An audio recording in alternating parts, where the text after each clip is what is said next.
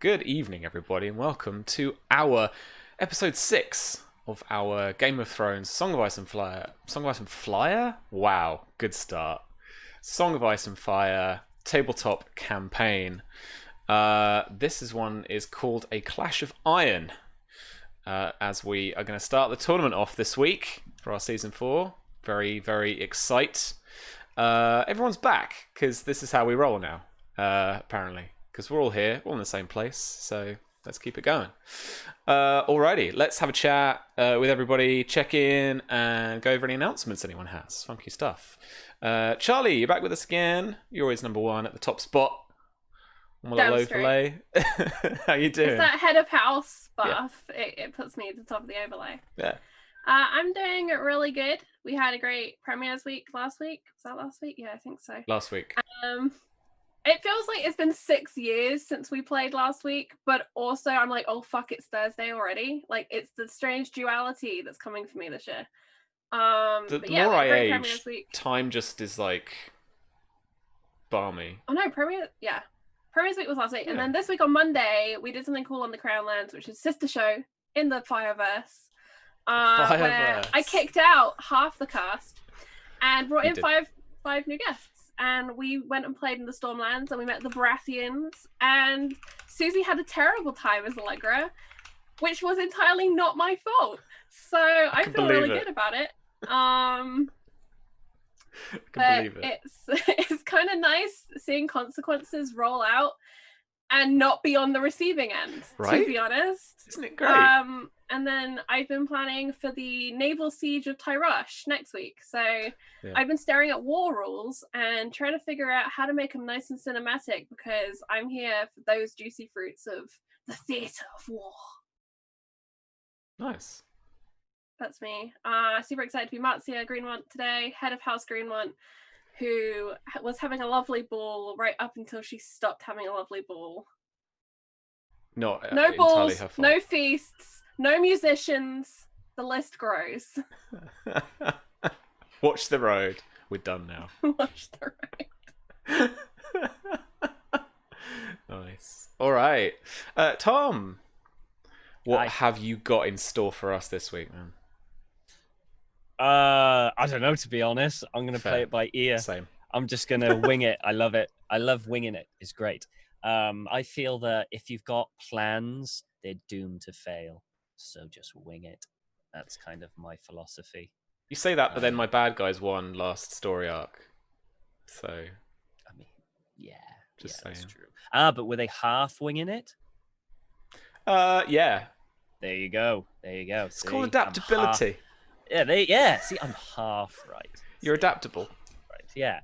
But I'm great to be here. I'm very thankful he has cooled down, so that we can do this, because it was just atrocious. The past 2 days here, absolutely awful. But on the plus side, last night I did see some amazing lightning in the sky. It was really cool. Oh, I'm jealous. I just stood out in my garden for like half hour, just looking at the sky. It was great. I loved it. But looking forward to it. Hopefully not too much lightning in the game. Did anyone else have visions of Tom stood in the garden yelling at the sky, "I'm ready to go now! Take me away!" That was for the first 5 or, minutes. There can be only one! No, I had a hammer and I kept holding it up and nothing happened, I thought, damn it. I'm not the one. Damn it. All right, then. Well, that was an anecdote. Cheers, man. Susie, how are you doing, friend? I hope it hasn't been as hot over in Canada. It has, but I'm just used to it now. I've given up complaining. I am soup. But you're a Brit. You can't stop moaning about the weather. I mean, the only person I can complain to is Justin, and he's sick of hearing me at this point. So it's not a keeper. But yeah, I'm more soup than woman now. I'm soupsy. The very humid warm Brit in southern Ontario, which apparently is a fucking tropic climate. I was falsely sold Canada, but anyway, I'm really hyped for the tourney this week. I'm gonna smash some faces and maybe break a heart because I need to finish that conversation with one young baby peak. Oh god, yeah, I'd forgotten about that. Yeah. Cool. Yeah. I'm excited too for that scene, Sam. Yeah, I think that's the energy he's going to bring to that scene. I think. Oh, it's sharp.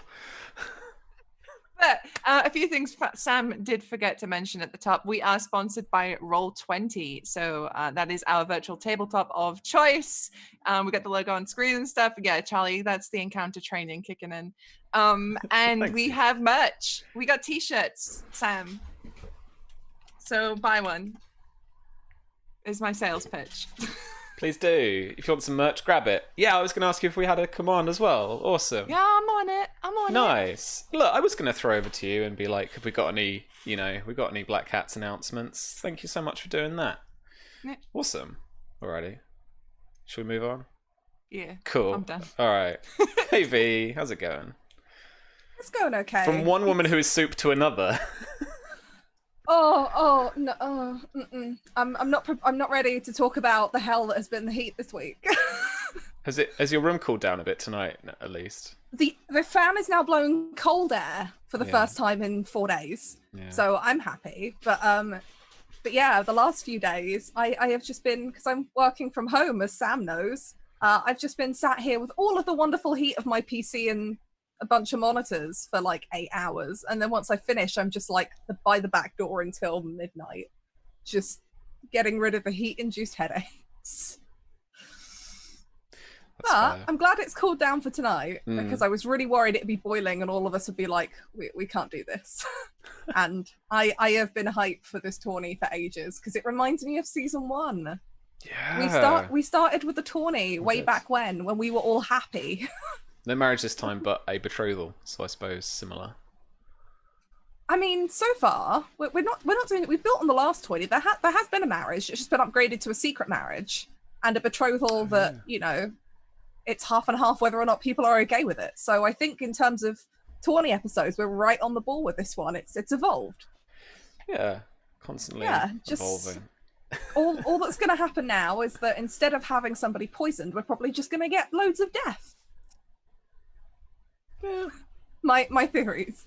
I'm just here to watch people hit each other with swords. Same. And maybe talk someone into something stupid. It's kind of my role these days, and I'm okay with it. That's fair. Cool. Alrighty.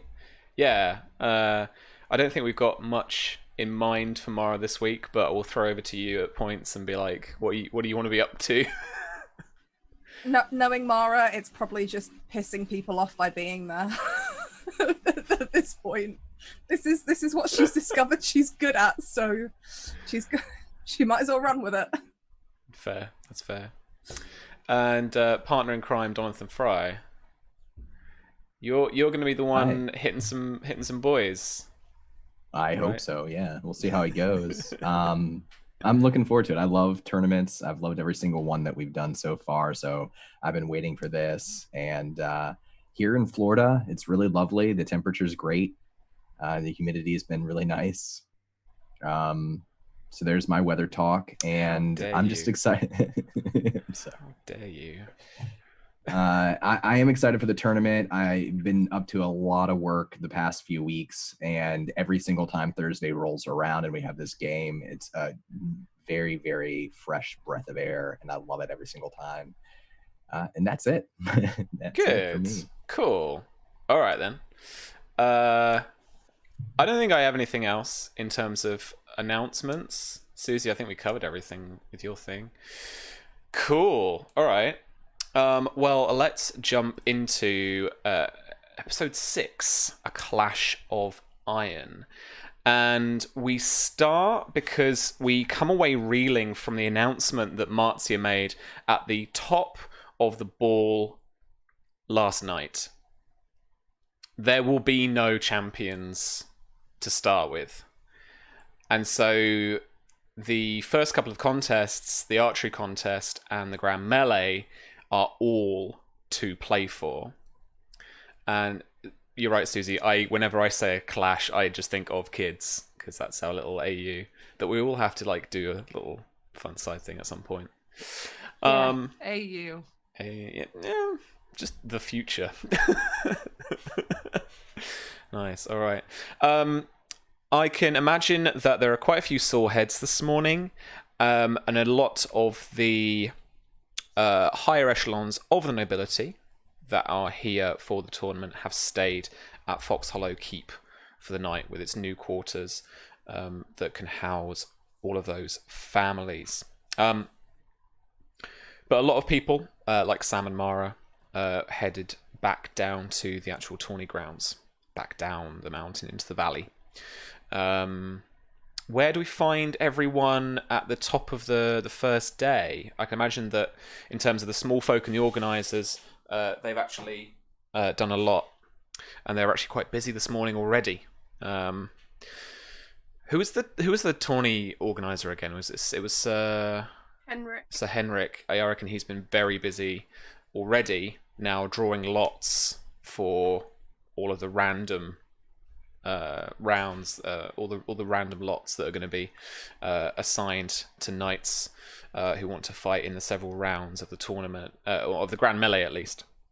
Now that it's not so much just a here's 5 champions, fight the 5 champions type affair. But where do we find Marcia at the beginning of today? I imagine Marcia had a relatively sleepless night. There was a very late meeting with Sir Henrik, Sure. and I think, if it's okay with you, Sam, Lord Hightower and the other judges were invited to that to discuss how we change the Grand Melee setup and the impact her decision would have on the tournament. I'm sure there's a lot of tutting and head shaking, but she assured them this was about honor and people being knights and not people being Not embarrassments. knights. Remind me of those judges again. So, Lord Hightower. Lady Diana Dane. Sorry. Princess Diana Dane? Princess Diana Targaryen? Yes. Yes, Maekar's wife. All of those things. And I can't remember who the other one was. I know Sir Henrik's in on it. Hightower. I don't remember who the other one was. My dad? I thought it was your dad. I think my dad. Yeah. Kind of representing Marcia because she doesn't know shit all about tournaments. Yeah. Except for how to patch up broken bones as a result of them. Yeah, that's true. Lord Hightower and Lord, it's Yoren Crane, isn't it? Johan Crane. Yeah.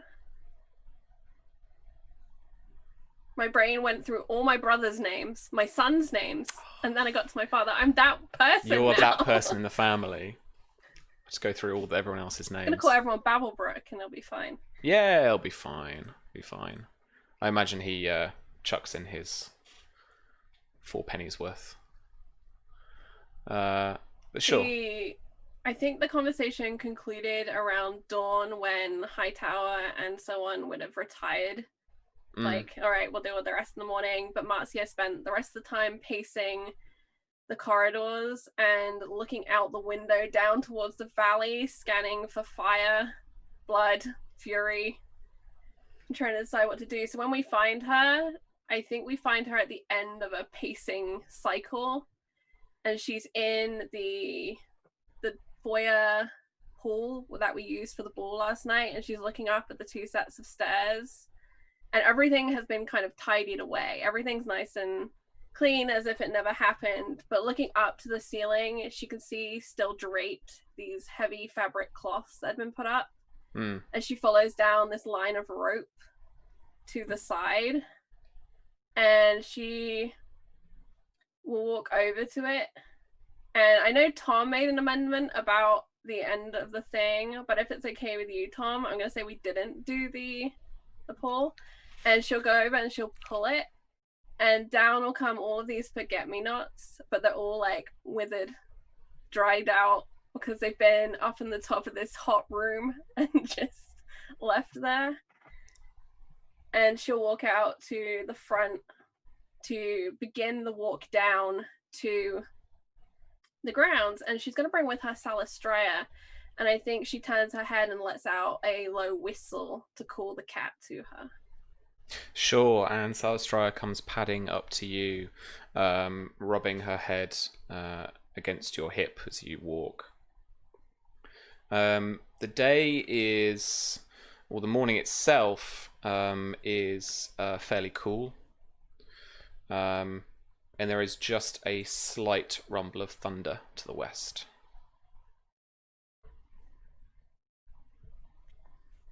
She would be going straight to Sir Henrik just for a note. And Bryn Sure. Has been left in bed because he had a very late night.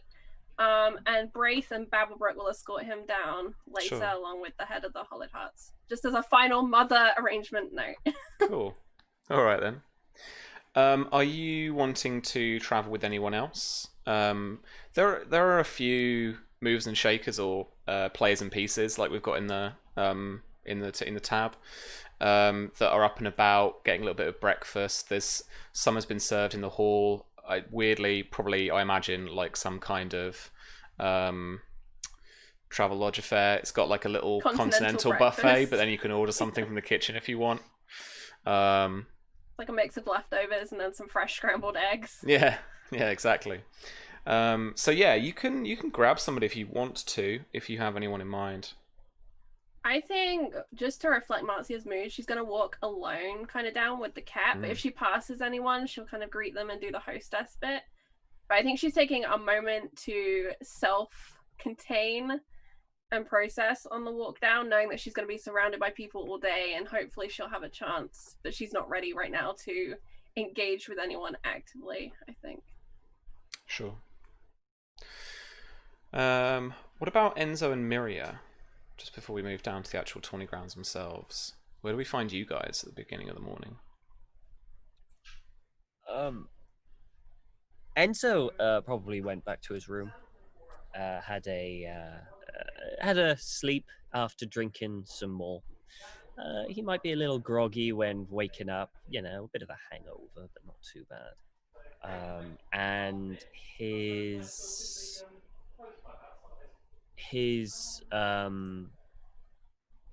gonna basically from his room, he's gonna wait because he's having the helmet delivered.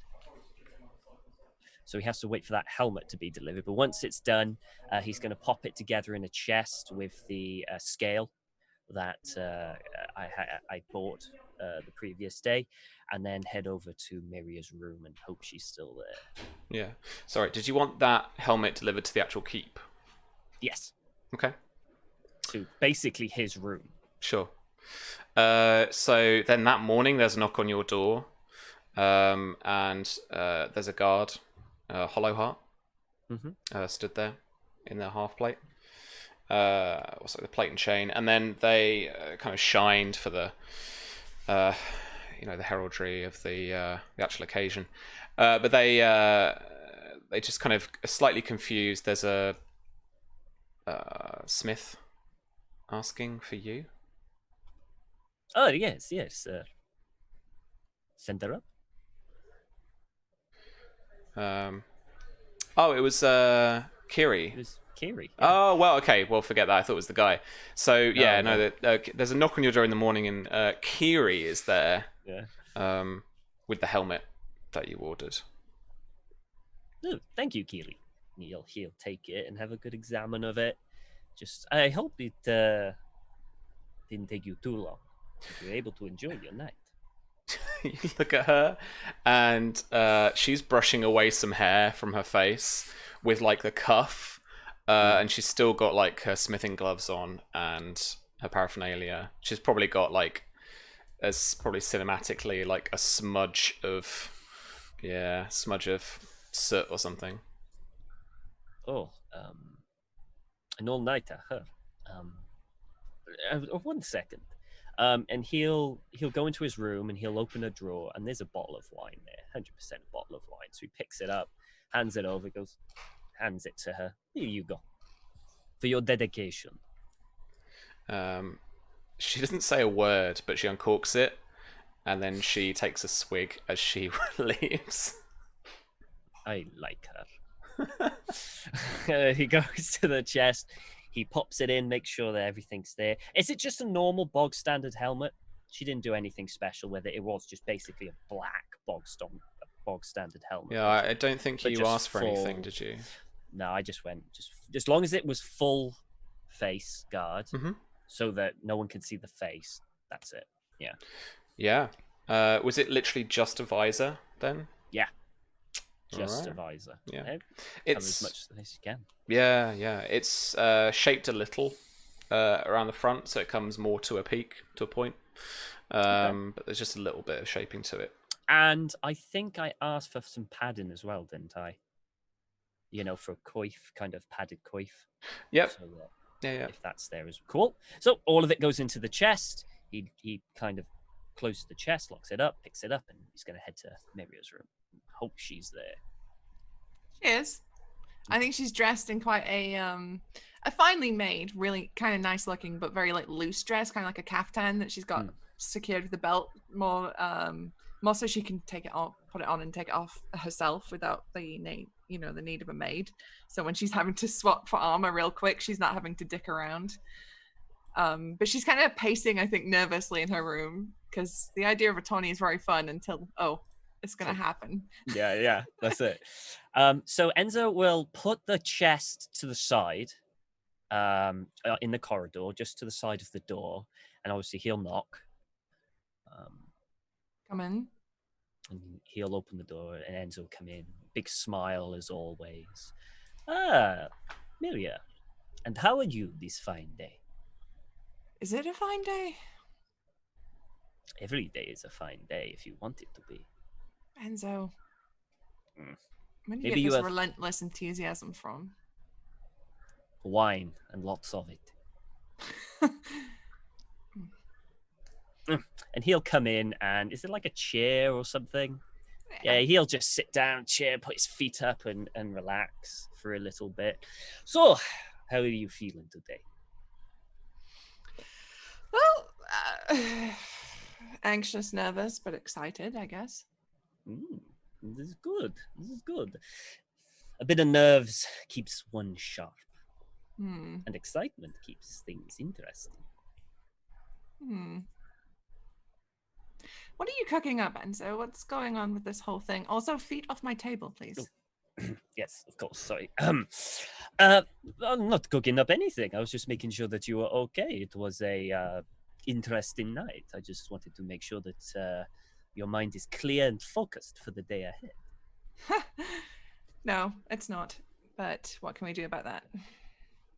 Well, you do not want to go into a fight with a clouded mind. You should be focused solely on what's in front of you.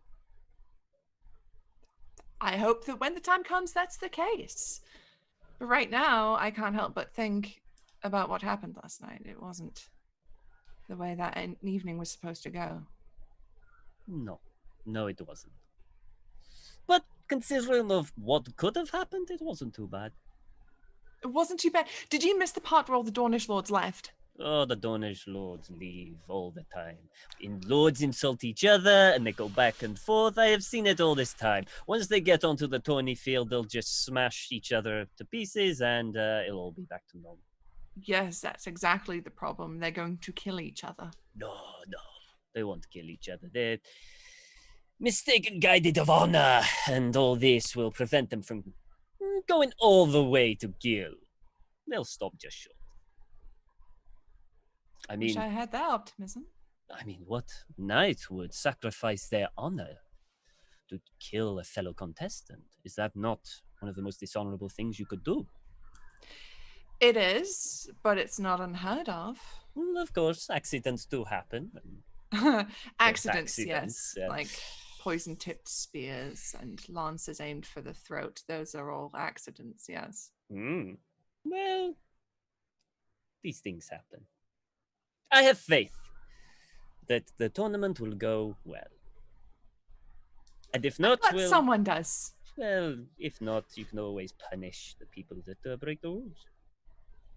I'm sure my lady Marcia would love to do that. I'm sure. So you are ready? Apart from, the clouded mind and everything. You are still wanting to do this? Of course. Good, good. Before we go through with this, there is a few things that you have to promise me. And what are those? It's very simple. The first thing is that if you are defeated, I would like you to yield. I know how stubborn you can be, and I'd rather not have to scrape your body off the thing. So, yield. I'm Yes? stubborn, not suicidal, so yes. Okay, that is good. I thought that would be easy. Now, this is the tough one. You have to accept when the other partner yields. If you defeat them and they yield, you stop. Of course. I'm not a barbarian. I'm not going to just murder someone in the field. Okay, Sorry, that was really high. You say that now, but in the heat of battle and all these thoughts in your head and a certain person in front of you, it's a little... Do you know who my opponent is? I don't know, but there's a chance you could get any of them, no? She sort of like gives him the squinty eyes, like, All right, I agree. I will accept their surrender. Excellent. And the third one is that you keep the helmet on. No matter what. That's all. Well, yes. Okay, that's it. That's all I needed to know. Okay. I just wanted to make sure that everything was, And he'll get up and he'll just walk outside and he'll lift up the chest and kind of put it down in on the floor, and then he'll kick it open, and it kicks open, and you can see like just a standard helmet and some scale mail. It was scale, wasn't it? Yeah. Yes, it was scale mail. And she looks over. She's kind of like giving approval. And arms. She has no fucking clue if this is even good armor or not, but she's trying to act like she does. You know, like the first time you're shown a car and you're like, yeah, that's an engine. Yeah. She's doing that. It is fine. I did check. Uh-huh. As far as I can tell, it will do what it needs to do. Famously armored, you Bravos, water dancers, yes. Oh, absolutely. Excellent. I mean, it's tough. That's all you really need, isn't it? Yes. It looks... Look, I have cut my way through my fair share of scale armor, so I know how much pressure it will take. Okay. This will be fine. It will be adequate. This is nothing special, but with what little time you gave me, I couldn't really do anything too special, I'm afraid. But I hope this will suit your needs. I hope so too. If I die, it's your fault. You'll have to tell Lady Marzia. Oh, please don't. If you die and I have to tell Lady Marzia, then I will die. I'll jump in the nearest river. Well, then let's hope for both our sakes that this is fine armor. Speaking of, would you be a dear and carry it down to the tourney grounds for me? Oh, of course. Do you have someone to help you dress? And he kind of shuts the chest again. No. Do I need to do that too? If you wouldn't mind. All right, I can do that too. And he'll kind of lift up the chest.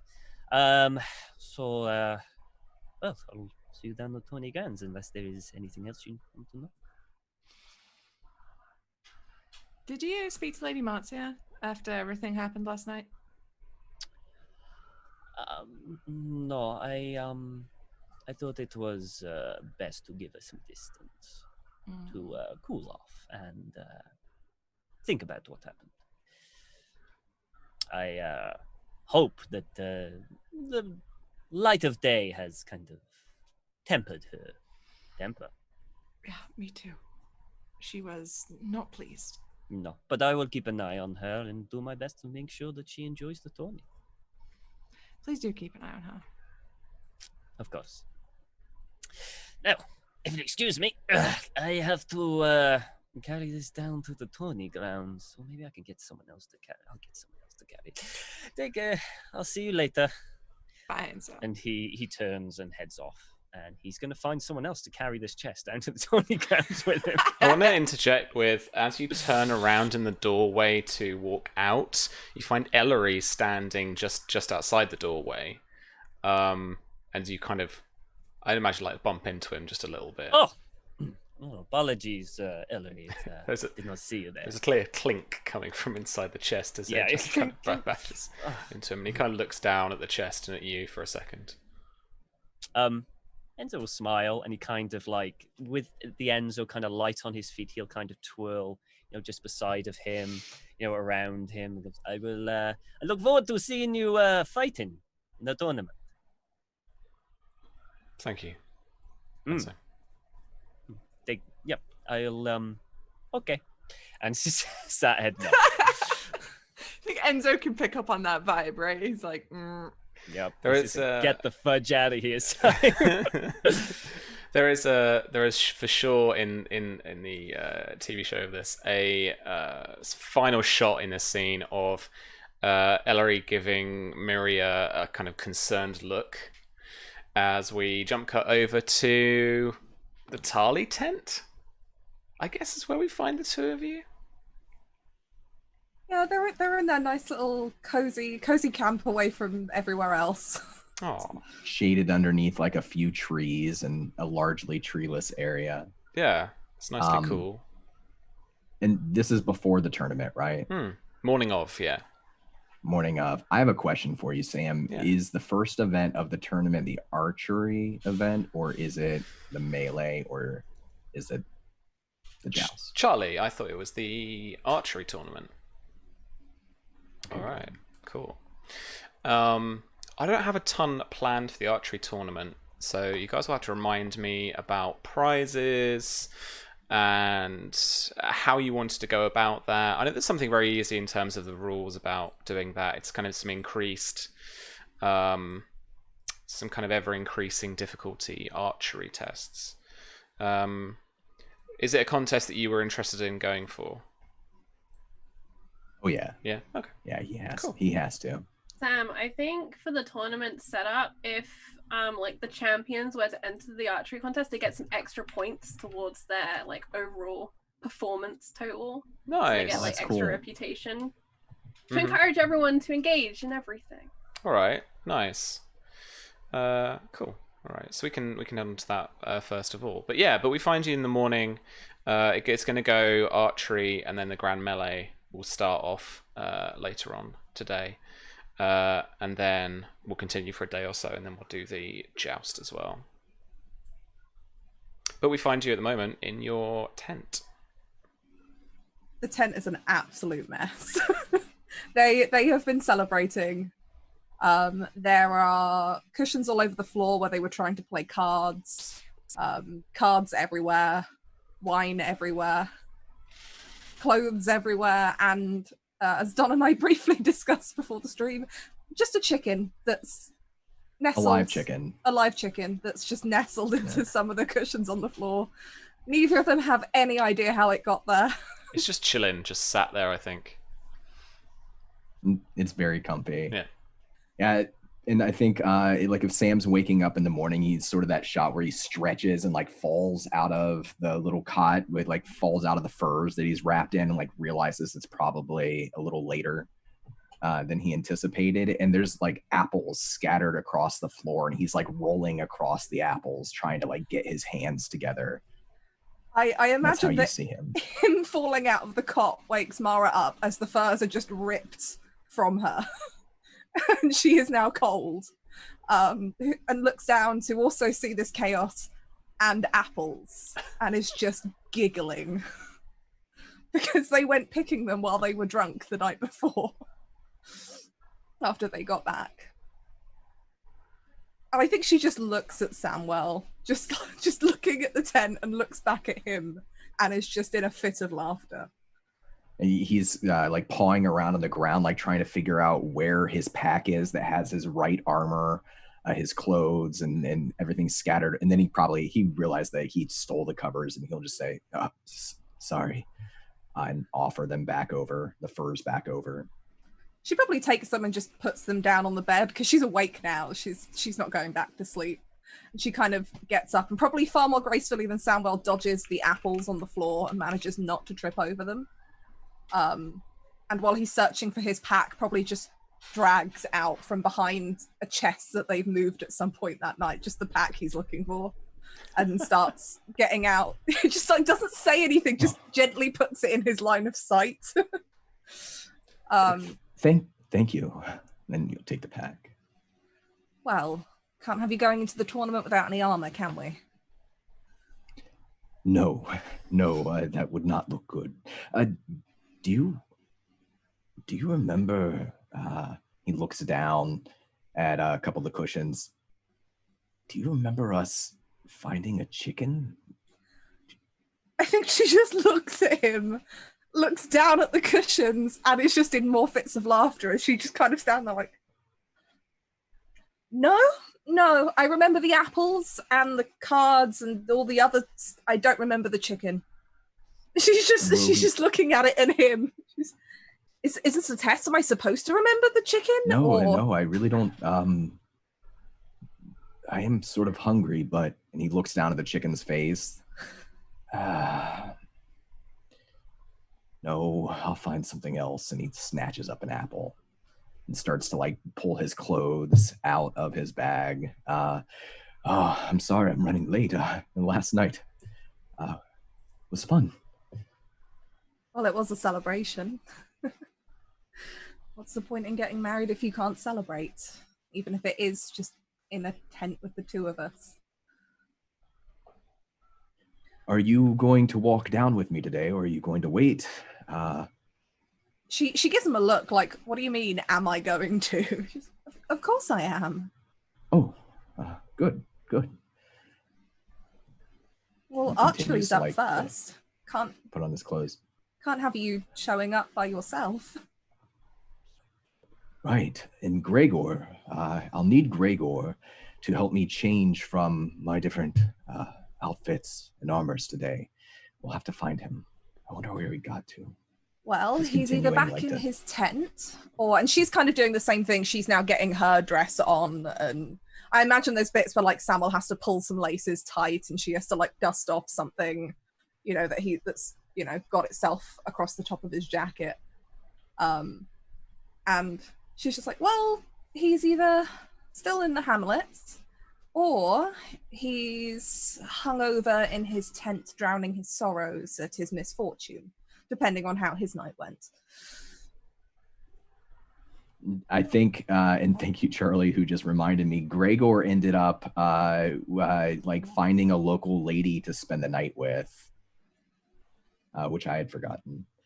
All right. So Sam like manages to start to put on his leather armor, his sort of archery gear, and like find his bows, find his arrows. He's like trying to brush his hair out of his face and put himself back together. And he says, is there anywhere you want to go, or do you need food before we head down? Oh, you should also probably do you have everything you need? I think at this point she's kind of like, she's half disappeared round, like me and Don have imagined that they just have like stacks of trunks because they're extravagant and have a lot of shit. And I think she disappears behind there and she's just calling back when she's like, oh, we can probably find something on the way. There's got to be somebody cooking something somewhere. It's the morning before the tournament. And she's like, you can hear she's getting herself ready with all of the final stuff. And she finally steps back round and she's fiddling with this half cloak that she's trying to keep on her shoulder. And she's got this green dress on, which has got like a leather over bodice in this very almost archer style, with straps that come up around the neck. This really high collar, like she used to wear with her older gowns. And she's got this kind of reddish brown half cloak that she's got this pin that she's trying to pin it in with and isn't really having much luck.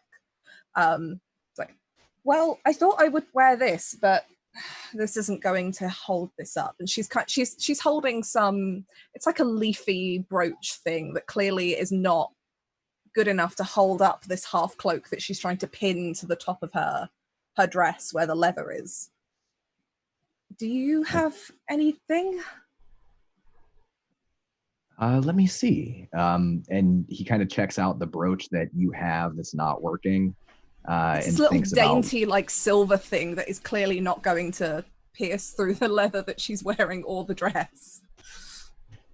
Yeah, I think he like goes through his things and he's looking around. He finds I think he might have been wearing it. He was at least wearing it at some point, I think the day before. But there's a brooch that Mara gave him, correct? I don't think it was Mara that gave it to him. They might have like got it while they were traveling or something. That's right. Yeah, but it's his brooch though, and it's definitely like I don't want to say it's more masculine, but it's definitely a larger brooch with a sturdier pin. So he would say, "Here, hold still. I'll pin it on you." And she does. She lets him pin it on her, as she is still annoyed at the flimsy silver thing in her hand that was not doing the job. And it's two intertwined bows, right? Yep. Made of heartwood. Two intertwined bows made of heartwood, just like his actual bow, which I think he has like slung over his shoulder now. So if he's managed to get into his clothes, his outfit for the archery competition is fairly ridiculous. He's dressed like the House Tarly huntsman. So he's dressed in this skirted leather armor and leather boots with a round metal helm that's like tucked under his arm, but it's all dyed red, like a perfect crimson. And alternating green and gold patches are sewn into the chest of the gambeson. And there's a darker, muddy, like red half cape over one shoulder that he's like not fully fixed yet. And it has like these forest green flowers embroidered in it. There's forget-me-nots that he's like taking and like quickly weaving into his curls, just like he finds them on the ground. And then he has his bow loosely slung over his shoulder, and I think he leans down once he pins the brooch on, and he's kind of fixed, and he just sort of touches the little chicken on the beak and says, "You stay here, don't run away. I won't eat you, I promise." Mara just watches this, just him talk to this chicken, and like after he's fixed the brooch, and she's smoothing out her dress and like adjusting the bodice while she just watches him talk to this chicken that she has no recollection how it ended up here. And I think afterwards she does a similar thing to him, and that she kind of, adjusts a bit of the armor that's like skewed slightly. You look good. Thank you. Well, I don't know. I think it might be too much, but here we are. When are we not? At least be able to see me. It's true. Do you think? Are you ready to walk? Too much. No, and I think he finally like stops. He's been racing around all morning. You can see like there's panic in his face. Like he doesn't stay in one place or look in one place too long. Like he'll stop for a second. He'll take a breath and he'll just say, "No, I think it's perfect. I love it." Well, I'm ready when you are. Let's go make a scene. And he turns and offers an elbow. And she takes it.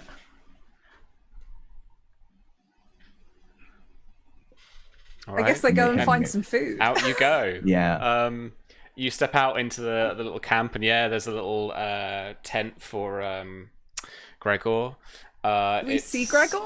The tent's closed up at the moment. You don't. You hear a subtle snoring coming from the tent. I think Mara looks at Samwell and says, "Should we wake him? He's gonna have to have your armor ready when the melee starts."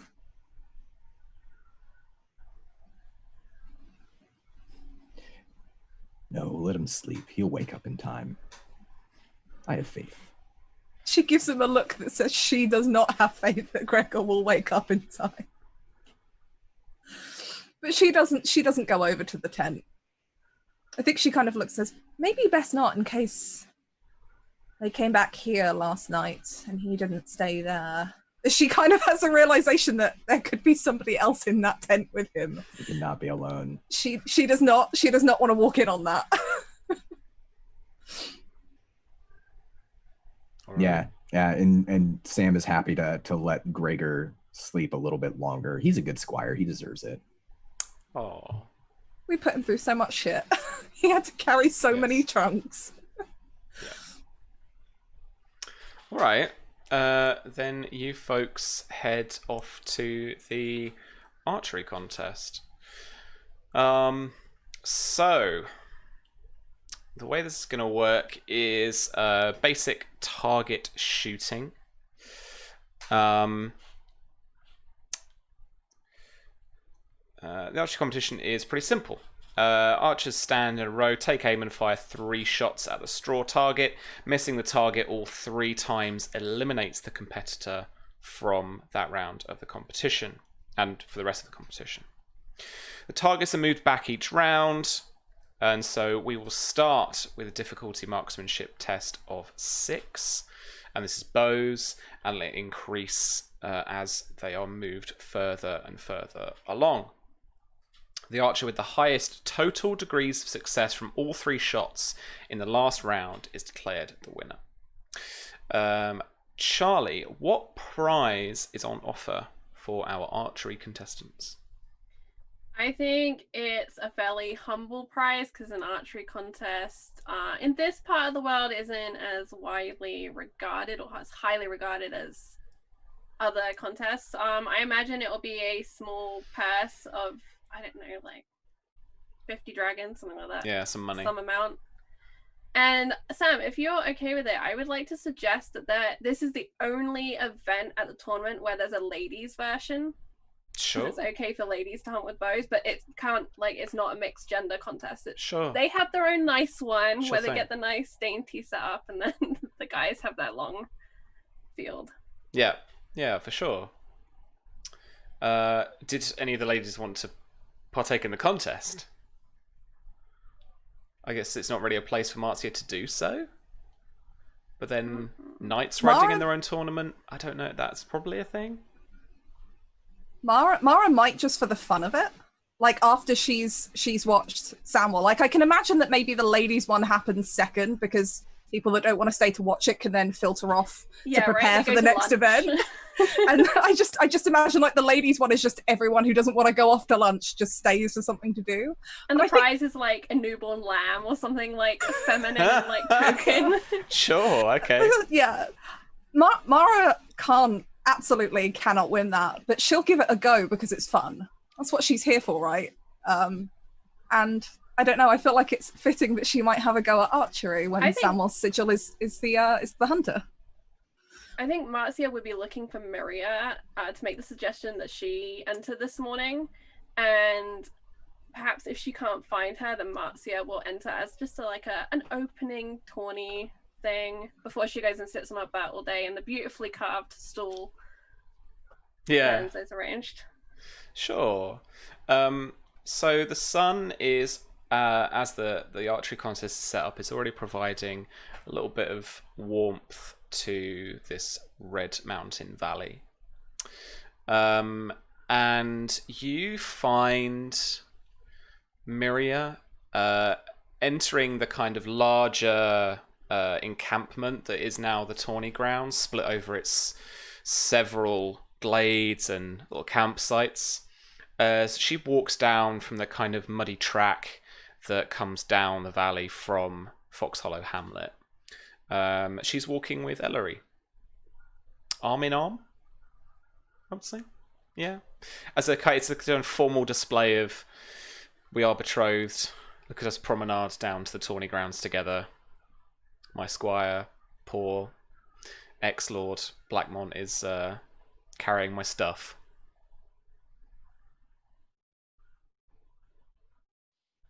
But yeah, so Lady Marcia approaches. Miria, I was hoping I could ask you to enter the archery this morning. With the upheaval of last night and the changing of events, I thought it would be fun to have you in the ladies' contest.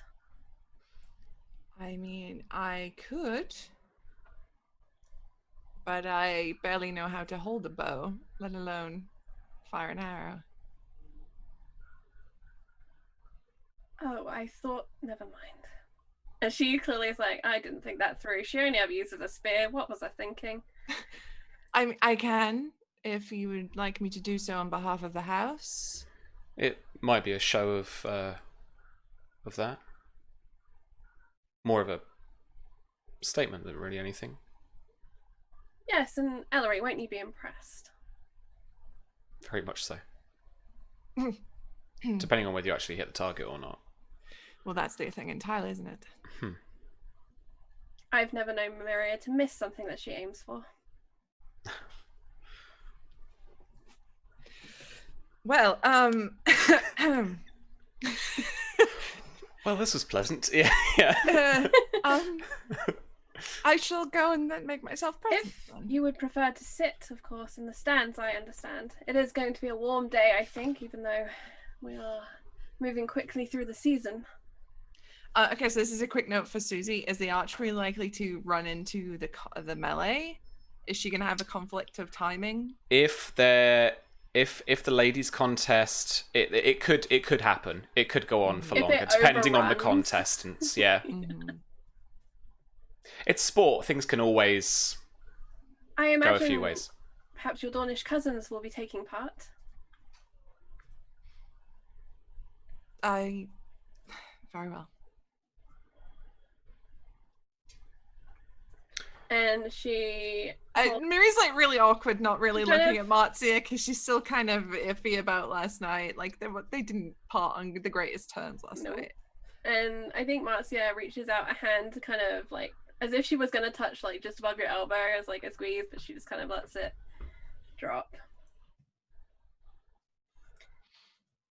I'll see you afterwards then. I'll see you afterwards. Come, I'll have Varimar fetch you my hunting bow braces. Thank you. Thank you, Ellery. I imagine they walk off. There's a very audible like, oh, from Miri as she walks away. Oh, come on, it'll be fun. It'll be fun, but did you feel that? I'm in her bad books. Did you ask the Minstrel's Gallery to play Calypso Arrow? I did not, though I said something rather ill-advised. To her as well, then? In a fashion. Right. It was said immediately out of anger.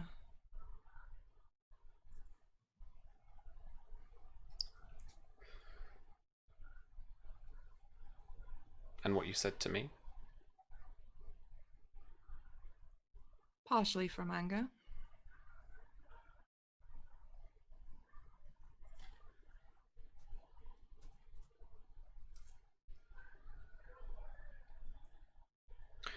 Let's concentrate on the day, shall we?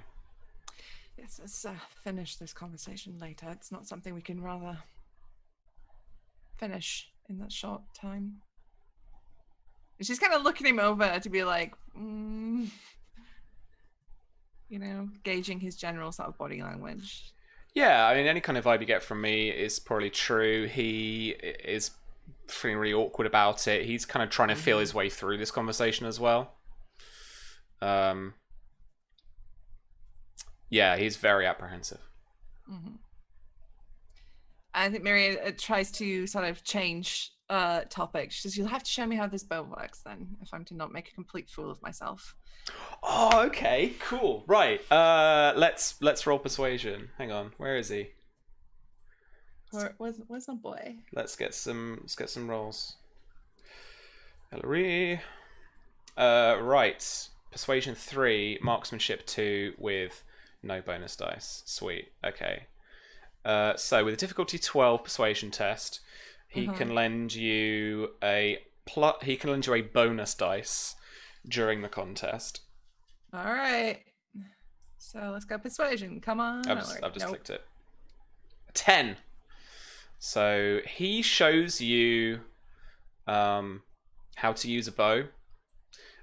He's a fairly good instructor.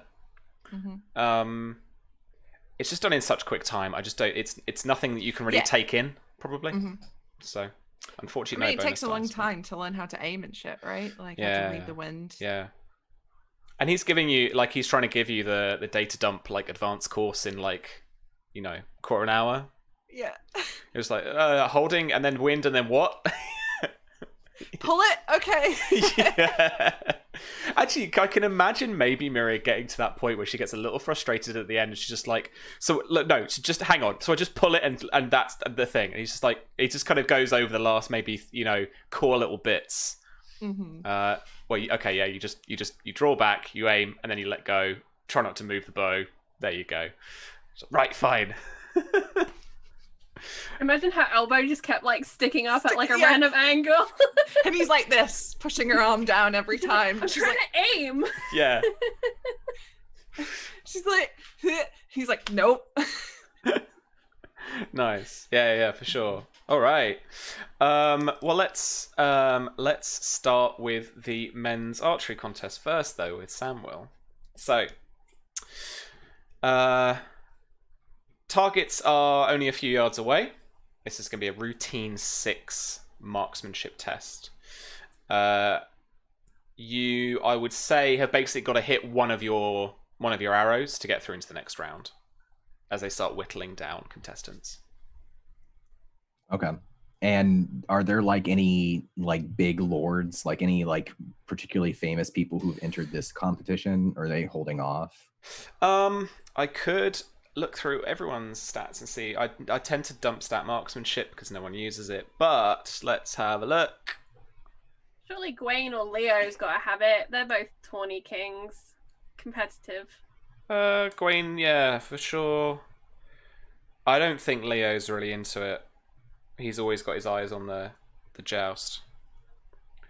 I will say that Lady Gwyneth Manwoody is entering the ladies' contest. Ooh. Why not? Your younger brother Harden is trying his luck, and I would say that Lord Otto Merryweather, Santa, is trying his luck as well. So Samuel sticking out like a sore thumb in his very, very red armor, takes off his helm and he sets it down on the ground next to him as they're all lining up so that his hair is kind of blowing around in the wind. He looks through the stands and he's looking for 2 figures before he lines up and takes a shot. He's looking for his father. His father has arrived, and he's looking for Bryn, if Bryn has arrived. Bryn, I imagine, will have been brought out by now. Will have been brought down to the contest. He's got to open the contest, presumably, unless Marzia wanted to do it. Yeah, I imagine he's been brought down by Braith and Babblebrook. He wouldn't miss the opening. And I think Bryn really likes archery. He likes watching the Hollowed Hearts and such practice. Okay. Yeah, nice. Yeah, so he opens the contest. Actually speaks kind of not the words he speaks, but the kind of his presence as a public speaker. You can already see he's starting to get it. He speaks loudly, he speaks clearly, as he just like regurgitates something he's learned to say about opening the contest. Probably a blessing from the old gods and the new type stuff. And then everyone's off to a start. Have a look around using awareness notice for me, please. Okay. And definitely when Bryn finishes his speech, I don't know if anyone else claps, but Samuel claps, and he makes sure that if anybody else is clapping, he's clapping louder with a big smile. And he kind of gives the boy like a, whether or not Bryn notices, because they're buddies now. And then he'll look around for his father.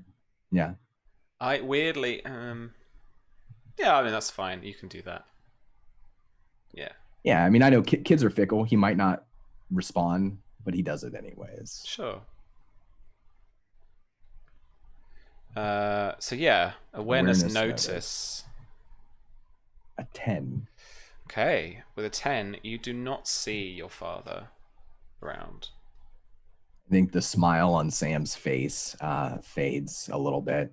And then he kind of like squares his shoulder and shakes it off once he believes that his father's not here, because he really expected him to be here for this. And his younger brother's here too. But he takes a breath and he turns and he'll square up and he'll draw back the bow very easily, very practiced, not stressed or pressured at all, and prepare to compete. Sure thing. So this will be 3 marksmanship bow tests. And we're looking for a 6 on each of them. Okay. Pretty simple stuff to begin with. Nice.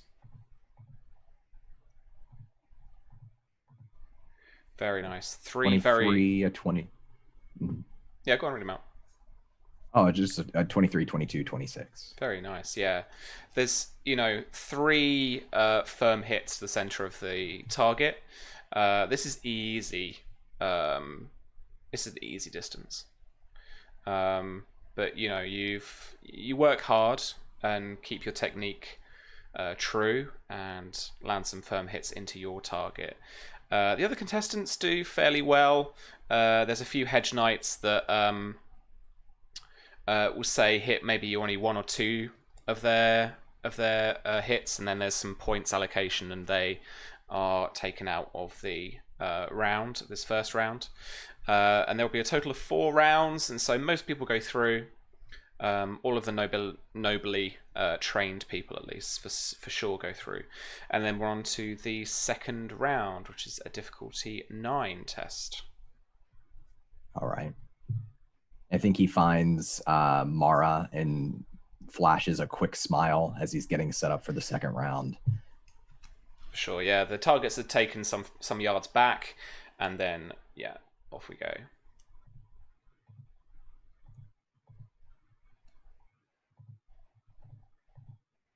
So a 20, an 18, and a 19. Nice. So the dice being really reflective of that, actually. So the spacing is a little bit wider in terms of the hitbox that you've managed to make, but your arrows all strike the targets, and the crowd thins out again. You're probably down to about a dozen archers now. Before they're whittled down to probably only a few. Is Harden still there? Is his younger brother still there? Let's just give him 1 marksmanship test to see how well he did. Is there a young lord?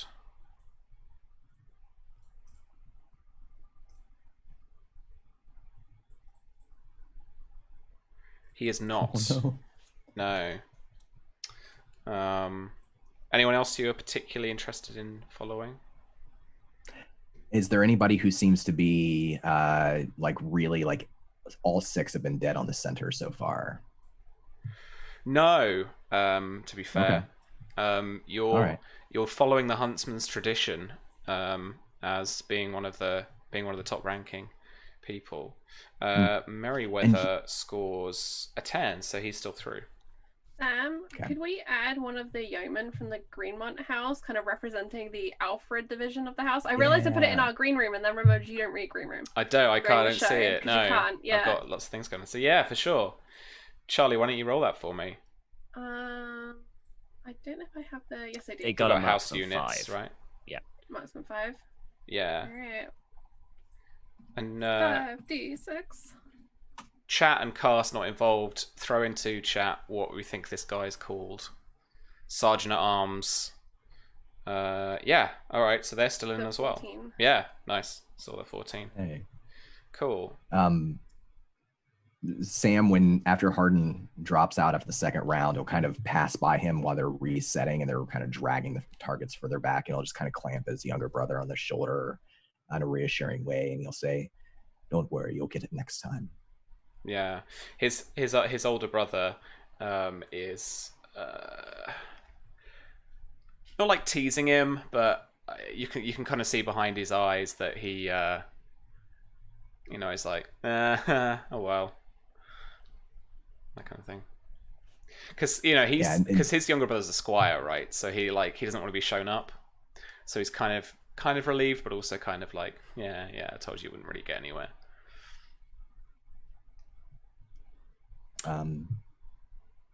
Yeah. All right, cool. And we shoot again. Yeah, so we're off to round 3 this time. The targets are put back further one step again, and we are up to difficulty 12.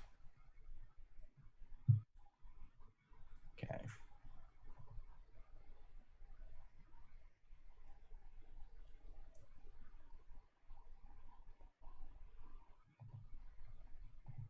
Nice 21.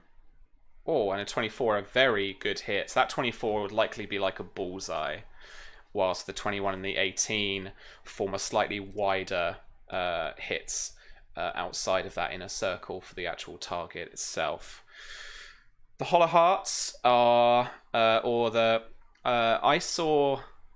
an 18 for him this time. Yeah. So it's I reckon matching Sam Will in terms of spread of hits. I saw Stritton in chat, and I like the name Stritton. So this is Stritton, Sergeant at Arms for the what are they called again? The Yeoman. The Yeoman. Yeoman of the Mountain. Yeoman. Well, he They're could be awesome. the Yeoman of the Mountain, or the Sergeant of the Mountain, or something like that. Yeah, awesome. New little supporting character. Sweet. Okay. So by this 4th round, let's just check on Merryweather. There's 3 of these.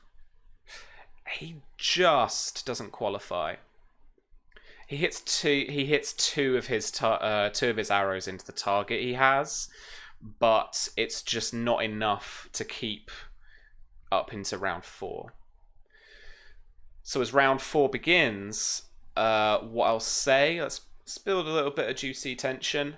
We've got Stritton and Samwell. This is House Tarly and House Greenmont.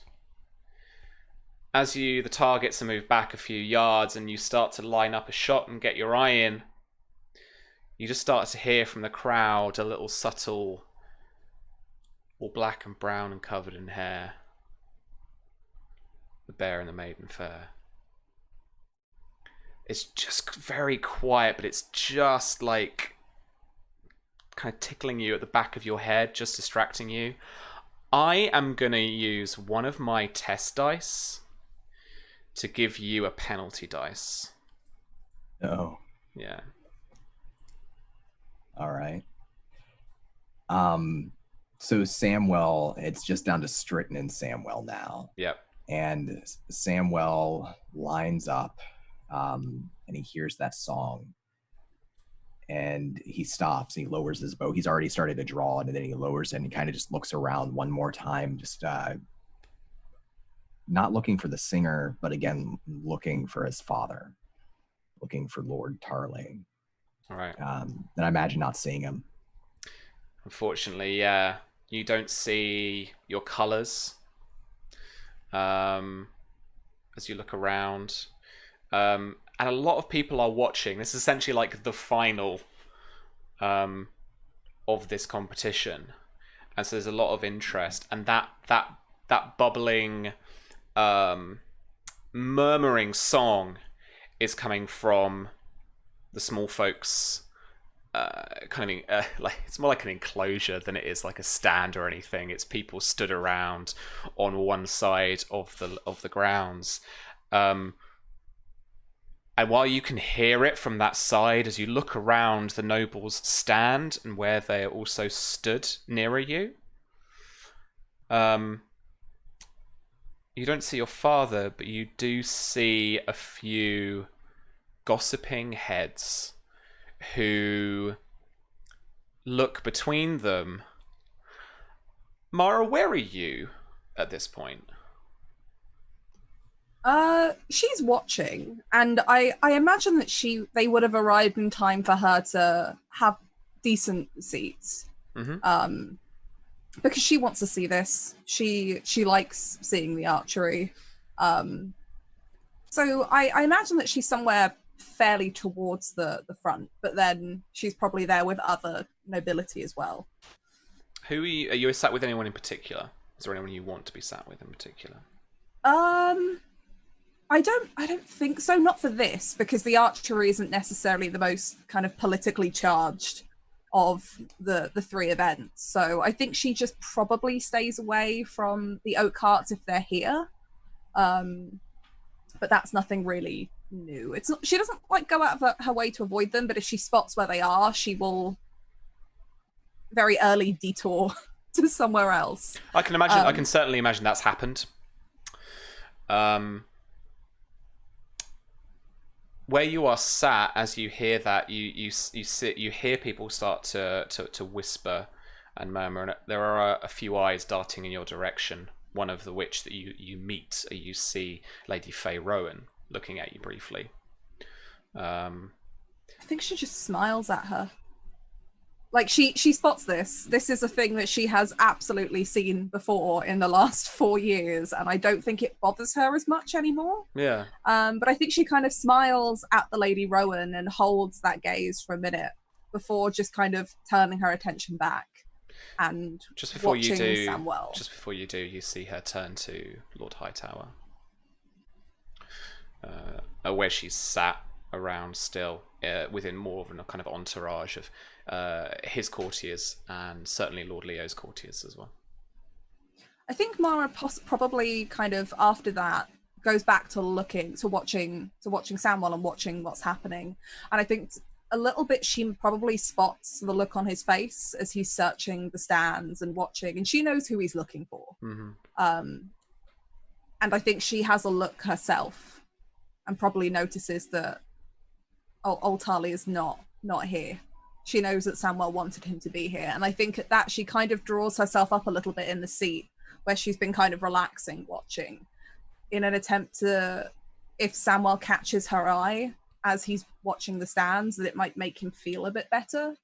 But I will let you spend, not burn, but spend a destiny point to bestow Sam a +1 bonus I think dice. I spent the destiny point that I had on you both did, yeah. vows. Yeah, I don't think I've got another one. Okay. Okay. So remember that where the way we work them is if you've accomplished a goal, a short-term goal leading up to one of your like longer-term ambitions, you get it back. Thing is, I think she spent it after she hit that goal, which was marrying Samwell, but she spent it to get the vows. So yeah, no, that's very fair of you. I think you're right. Right. That's how I would frame that. Okay. Cool. I mean, so you catch Mara's eye for maybe just a second, then Samwell, and then it's more back to the contest. You can hear like one of the marshals or something, yelling like draw at you. And he snaps back to it, but after sort of just a little bit of a delay. This is his first time competing in a tournament, having this many people looking at him. He's suddenly very aware of how he's dressed. He's very aware that his house isn't really here. He's very aware that there are people whispering, and while usually it doesn't bother him, this time it does. It just creeps in, and he does try to shake it off, and he leans over to the yeoman and just sort of whispers, "Good luck," and then tries to steady himself, keep his breathing normal, because that's really key to archery, and he'll do his best, but he still feels it in the back of his head. Okay, so I would like you to roll one marksmanship test for me. I want you to count the degrees of success based on a difficulty 15 test. So you're going to do one test, and then Charlie, I'm going to ask you to do the same, and we'll do that 3 times. Because then we'll look at what the shot's like, and we can build it up to the finale there. Cool. I should have made Tom do the rolling. I hate when I'm in charge. We can make Tom do the rolling. It's Tom, would you like to do the rolling? Please channel Alfred into Stritton for me. Right.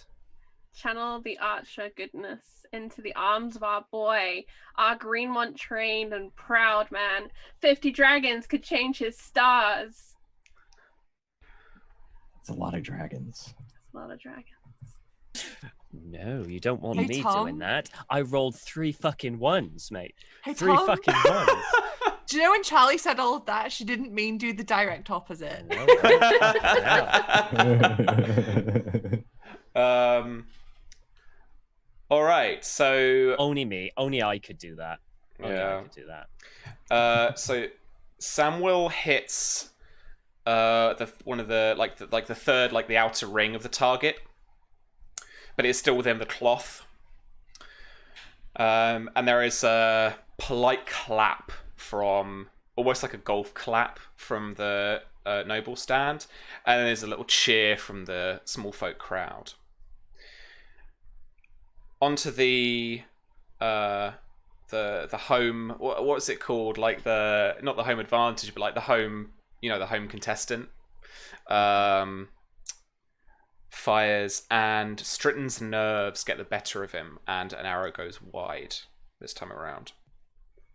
There is a good bout of disappointment come from both crowds. There's a lot of the small folk here are really championing their one of their small folk champions, who's a guard up at the and in the army.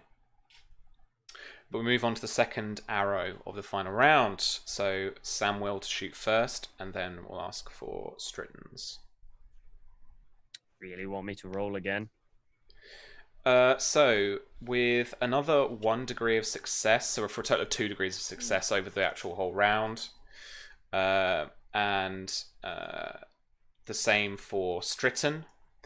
Again, a little bit closer in for Samuel in terms of hitting the target. It's on the border of those 2 outer rings, and then with a 16, Stritton just hits his target at the bottom right-hand side, as he's aiming a little bit too low. And then feel free to spend bonus dice and stuff if you want, folks. This third and final arrow will be the decider. Do I have any? You have 2 in your frame. Tom has 2 bonus? bonus dice and a test dice in his Don't. frame. Not to the archer. I want him to win. Don, did you chuck in your penalty die? Yes, he's been doing I that. have been, yeah. Nice, cool, okay. I mean, he needs Don to fail or to miss to actually win this, so it's not worth the bonus dice. I'm just saying, he needs Don to miss. Okay. I got it wrong. So Don, yeah, Samuel to shoot first. Okay. 18. So that's his 3rd degree of success for the round. And that is Stritton's 2nd degree of success. Both good hits again, slightly closer into the target, both of them. But Samuel is immediately declared the winner. And there is a polite clap and a louder cheer from the small folk crowd now. As, very, sportsmanlike, there's shaking of hands. The marshals come up to congratulate you as well. What's the presentation like, Charlie? We got anyone in mind, or is it just Sir Henrik? Or I think for this one, like Lord Bryn kind of insisted that he got to do it, nice, yeah. and so Marcia is bringing him down from the top stand, and he'll come down and he'll hand over, the small coin purse, which probably is embroidered with like a little bow and arrow type thing. Mm-hmm. And it's in like Greenmont, green velvet or silk, and then gold embroidery. Because we can brand too, Tarly.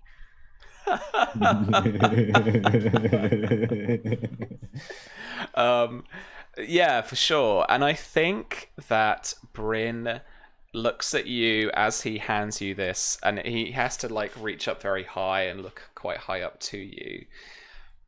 But he does remember you from last night, because he says, "You told me you'd win." I won for you, little lord. Well, not for your house. My house isn't here. Yours is. He's like smiling, I reckon, beaming ear to ear. He kind of, you know, that kid's that little bit of kind of a switch as he looks to you, Marzia, and almost kind of dispensing with any kind of breeding or formality, asks if Samuel can come sit with us.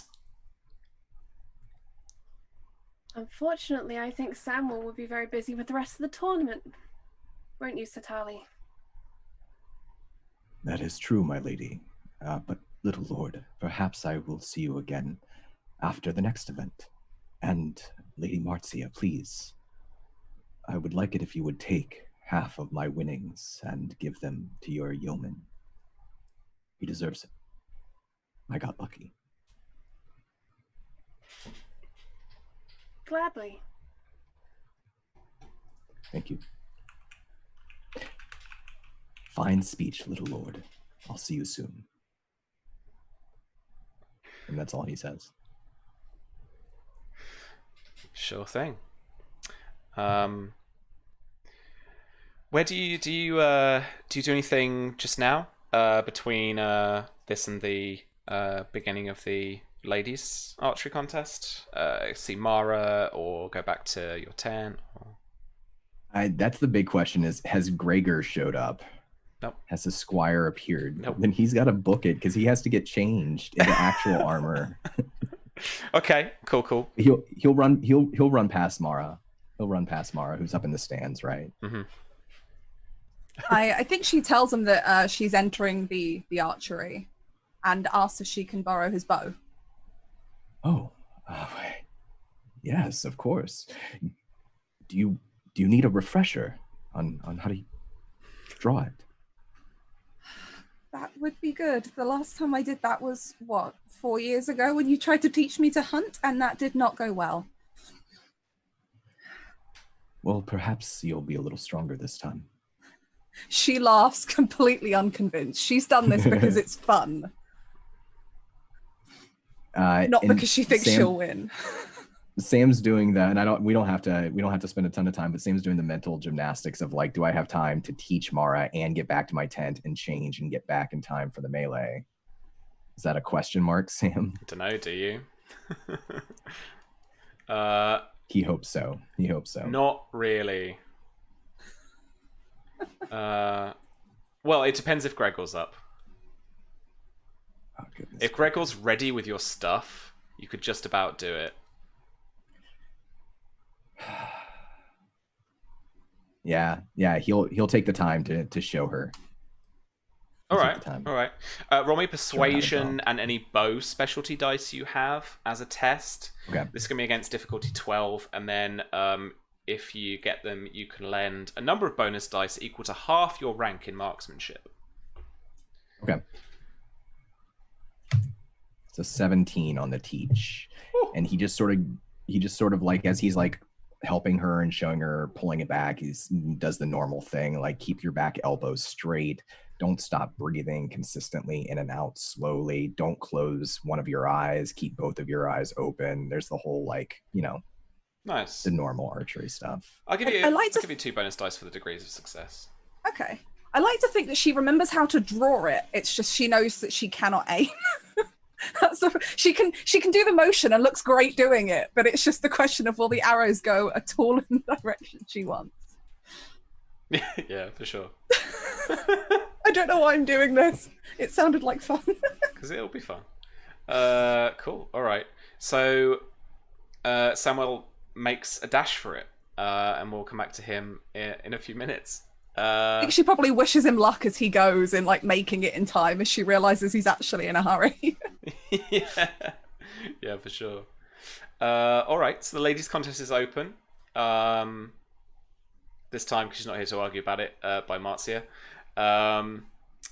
And then, Miria, people look quite a bit to you in the first round as you enter, and you're more of a kind of figurehead of the house and their representation in the contest. Oh God! Fun times. But inside, Miria's like, "Fuck! I can't shoot a bow. But like I can stab stuff." Most of the nobles have buggered off. Yeah. There's a few hanging around, and most of them, to be honest, have either gone up to the hospitality area, or they're hanging around here with like small beers and like gossiping, and it's like old Jacobean theatre. No one's watching the fucking play; they're all just chatting. Yeah. And then small folk have just pretty much like gone. There's a couple of groups maybe here who are here for somebody. So they would be camp followers or something like that. They wouldn't necessarily be locals, I think. For sure. All right, but yeah, let's roll some. I like to imagine Ellery was like, I can stick around and offer support, and she's like, no, fuck off, go get ready for the combat. Like, you don't want to be here for this. Yeah, that's fair. Yeah, for sure. Yeah, okay, he's off getting changed to getting ready. Cool. All right. So you guys roll me 3 marksmanship tests, bow, specialty dice apply, and get better than a 6 or 6 or better, please. So I've been informed by Don that apparently the bow gives +1 because it's a heartwood bow. Oh, all right. Yeah, add +1 to your results. Cool. Oh, this is. I'm going to use a bonus die. 11! Maria can't not try hard. Which is nearly the highest Mara can roll with her marksmanship of 2. So that was 10 on the first one. Nice. All right. Let me just get that bonus dice out from your frame. Okay. 6 on the second. Oh, that's a glancing hit, like on the edge of the thing. And that's in the straw, I reckon. So 10 for the second one. Yeah. And 10 for the third one. All right, some all right hits. Like you're getting your aim in. Yeah, there's some polite applause from the stands as they're kind of paying attention, but mostly gossiping about you. Just calling it, you know. Marcy's on the tinnies already. Mara does not care what's happening in the stand. She's just impressed that she's managed to hit this target. That's fair. Cool. All right then. So, second round of the 4-round contest, and the difficulty is going to be up to 9. And we want 3 tests from each of you, please. I love that Susie and I have got the same expression right now, which is why are we doing this? Oh, that's an 8, a 12, and a 9. So that's an 11. That's 2 arrows in the target there. An 11. A 12, a 13, and a 10. Sorry, it's 3 arrows for Miriam. I forget to add the +1. All right. Yeah. They're all hits apart from. Does that 8 change to a 9 then, Susie? Yes. Oh. Yeah. All right. Very nice. So yeah, they're all hits. And we're on to the 3rd round. The targets get taken back a few more yards, and the contest is thinning out a little bit. There's probably a couple of ladies. Who did I say was doing it? Manwoody. Yeah. Yeah, she's still in. Sure. Gwyneth Manwoody. Yeah. And Tom did point out that the Greenmonts also have Alex, who is Alfred's very good friend, who is an archer. Not that we need another contestant, but I'd like to say she's there in the background anyway, so that she's in. Audience see familiar face. She's in. Let's do it. I'd forgotten about her, but I remember her now for sure. Right. Difficulty now is 12. Because this is, of course, what to spend them on. V, you've got 4 bonus dice and a test dice in frame. Susie, you've got 3 bonus dice. Mm-hmm. This isn't the last round, is it? No. This is the 3rd out of 4. The thing is, Mara can't really roll over 12 unless she actually rolls 12 and then adds 1, so... Have you used any of those bonus dice from Don yet? Yes. Okay. So you've used them up. Okay. Oh god. I'm going to use a bonus die. All right. Alrighty. I'm going to use one of my bonus dice just because I'd really didn't like help.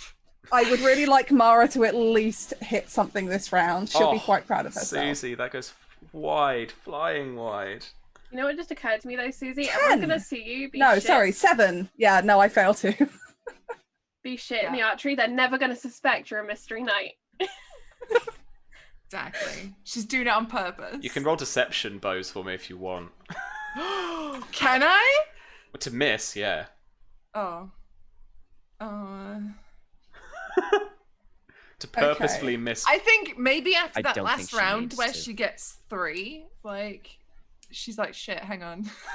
maybe I need to not be good at this. That's alright. a 7, and then It's fine. I didn't hit a single one. All right. an 8, No. and another 8. Okay. They're misses, unfortunately. Which does mean that you're both out this round. I think we should say Lady Gwyneth goes into the next round with a couple of hits, and then Alex goes into the next round with a couple of hits. What would Alex's marksmanship be, Tom? She's a yeoman, so it's 5. All right. So I'll roll 3 for Lady Gwyneth. If you would just want to roll 5 for Alex. Since we technically lost the skirmish at Blackmont, shall we put her out of 4? Say she was like injured in some way. Yeah. Or do you want me to just roll If at you- 5? Because I think if you want 5 to. in a ladies' contest is kind of harsh. Hey, Keep it more she's juicy, right? just that Trained? skilled. All right. She's a trained soldier. All right. 17. Yeah, all right. She wins. So I get to keep Greenmont money. There we go. You get And to- you wanted to nerf her. you get to keep some cash. All right. Nice one. Is this another little coin pouch? No, with this that is branding? actually a baby goat. A Red Mountains goat. It's got like a beautiful like silk bow around its neck. All And maybe there's like a small piece of jewelry. It's like, you know, it's trinkets and For sure. All right. Cool. So I would like to jump cut back to Samuel rushing back to his camp. To find it in pretty much the same kind of state it was in before. So outside of your tent is now the sun has risen, the shade's not as great under your tent. But then the chicken is just kind of walking around outside, just pecking at the ground casually as you approach. Still snoring from Gregor's tent. You don't hear any snoring at the moment. He's torn in 2 directions. The first thing he does is he tries to scoop up the chicken and throw it back in his tent and then close his tent. Sure. There's a squawk. Can he as it... do that? Or Yeah, you do that. There's a do I- squawk. No, Yeah, okay. don't roll. There's a squawk as you do. As it like flaps You'll be its fine. wings and I'll be tries to. back. Just shh, shh. He shuts the tent and then runs over and rips open Gregor's tent and pokes his head in. You are greeted by the scream of a young lady, and Gregor, kind of bleary-eyed, as he's been like face down where he's been sleeping, kind of half in the furs that's kind of just strewn on top of him. He kind of looks around, like up at you. He's like, "Oh, my lord." Gregor, you slept in, and now my armor's not ready for the next bout in the tournament. Get up. I'm sorry, my lady. But there's like a panic. This is the most panic that Gregor gets. But yeah, there is like a panic about him, and he kind of gets up quickly and like rushes over to your tent. You know, the young lady is a small folk woman, quite young, probably either in her very late teens or early 20s. And she, you know, she's fairly clothed, but then she's kind of like probably actually grabbing the furs a little bit and kind of covering herself. She doesn't look you in the eye, and she kind of curtsies and gives you a "my lord," and then she like runs off. Yeah, and he moves out of his way. He averts his eyes. He tries to be respectful.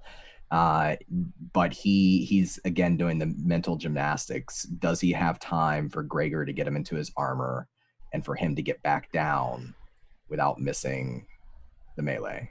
It's going to be a rush for sure. Providing you are not drawn in the first lot, you won't be late. Okay. He's gonna.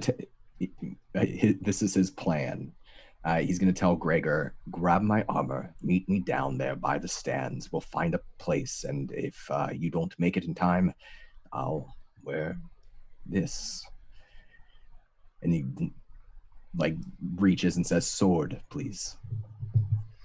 So are you fighting? Because these are obviously like kind of blunted, tawny weapons. Are you fighting with a greatsword? Yeah, great sword. Sure. Okay. All right. Yeah. So he gives you that at least, and then you can hear him like moving that trunk for your armor to grab things up and to hoof them down to the to the stands. 20 grunts. Yeah. Samuel's gonna take off as soon as he has the sword and start running back down there, so he's not late, but he will call back, find someone to help you, don't try to drag that by yourself, will hurt your back. Continues to run. Nice. You run past, because you're quite the way out of the way, aren't you? You run past hedge knights getting kitted up by their squires, and then you eventually enter some of the, or go past some of the glades where you can see Dornishmen, Stormlanders, and Reacher knights and lords all getting either already in armor. There's a certain amount of what we call in LARP kit keen, where probably guys have been walking around in their armor all morning. And then so a few are already kind of walking around, glistening in the sun with their plate mail. Some are just getting fitted up. Some are just getting adjustments and stuff. As you run past the traders area, where there are some final adjustments and final purchases just being made before you dash to the lots being drawn in the morning. So before we went live, we talked about this button I want people to press for their contests. First, Don, I want you to roll just a single d6 for me. A 1 to 3, you are you're in the first draw. A 4 to 6, you're in like a second or third draw. All right. This is the do you have your armor roll. Yep. I think let's just give it like a 50-50. Yeah, I love it. I really, really like it. Oh. So you are in you're in like the kind of fourth draw of the day. But what I do want you to do for me is roll. Let me check my notes. I can't remember if it's a couple of times. Yeah. So I want you to roll a contestant for me and these were just some of the juicy fruit contestants. I've not done to the random table add 39 hedge knights. It's like it's just the kind of juicy people. So I want you to roll for me twice. The first person is going to be someone on your team. The second roll is going to be someone that you are fighting. Okay. Oh no. So Andre Corgyle is a member of your team. I skipped ahead a little bit, and for the sake of, because we talked about it a bit in between the sessions, but for the sake of the fine folks here and everyone not seated on a cushion, this is how the tourney is going to be run, as Sir Henrik declares. A flank of 7 knights are to advance against a second flank of 7 knights. These flanks are to work together, but will be judged individually. Individual victors are declared from those knights who successfully force an opponent to yield. The victor, as is the way since the Andals, is entitled to ransom the knight that they capture. Rounds will continue as competitors are knocked out. If you are captured, you are knocked out of the contest. The final round sees 7 knights engage in a grand melee. The victor, the knight left standing, or by judges' ruling.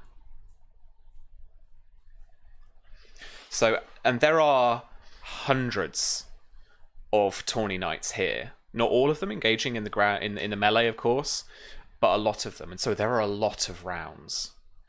But you are drawn early on the first day, but you will have time to get into your armor.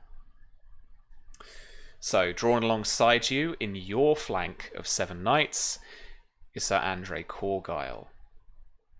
Fighting against you, I'd like you to roll. That was 100% fixed to make sure that a Reacher knight had a Dornish knight. 100%. It's not just a Dornish knight. Like, how big is Sir Andrew Corgyle? Is he like pretty high up there in House Corgyle? He's Lord Corgyle.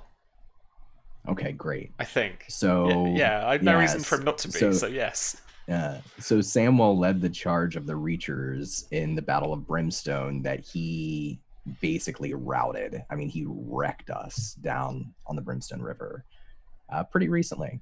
So that's cool. All right, other contestant. And I imagine Samwell like gets changed into his armor, like makes Gregor get him dressed behind the bleachers. The people are probably watching. Probably super awkward. Yeah, there's like... Yes! Okay. And fighting against you, Lord Felion Will.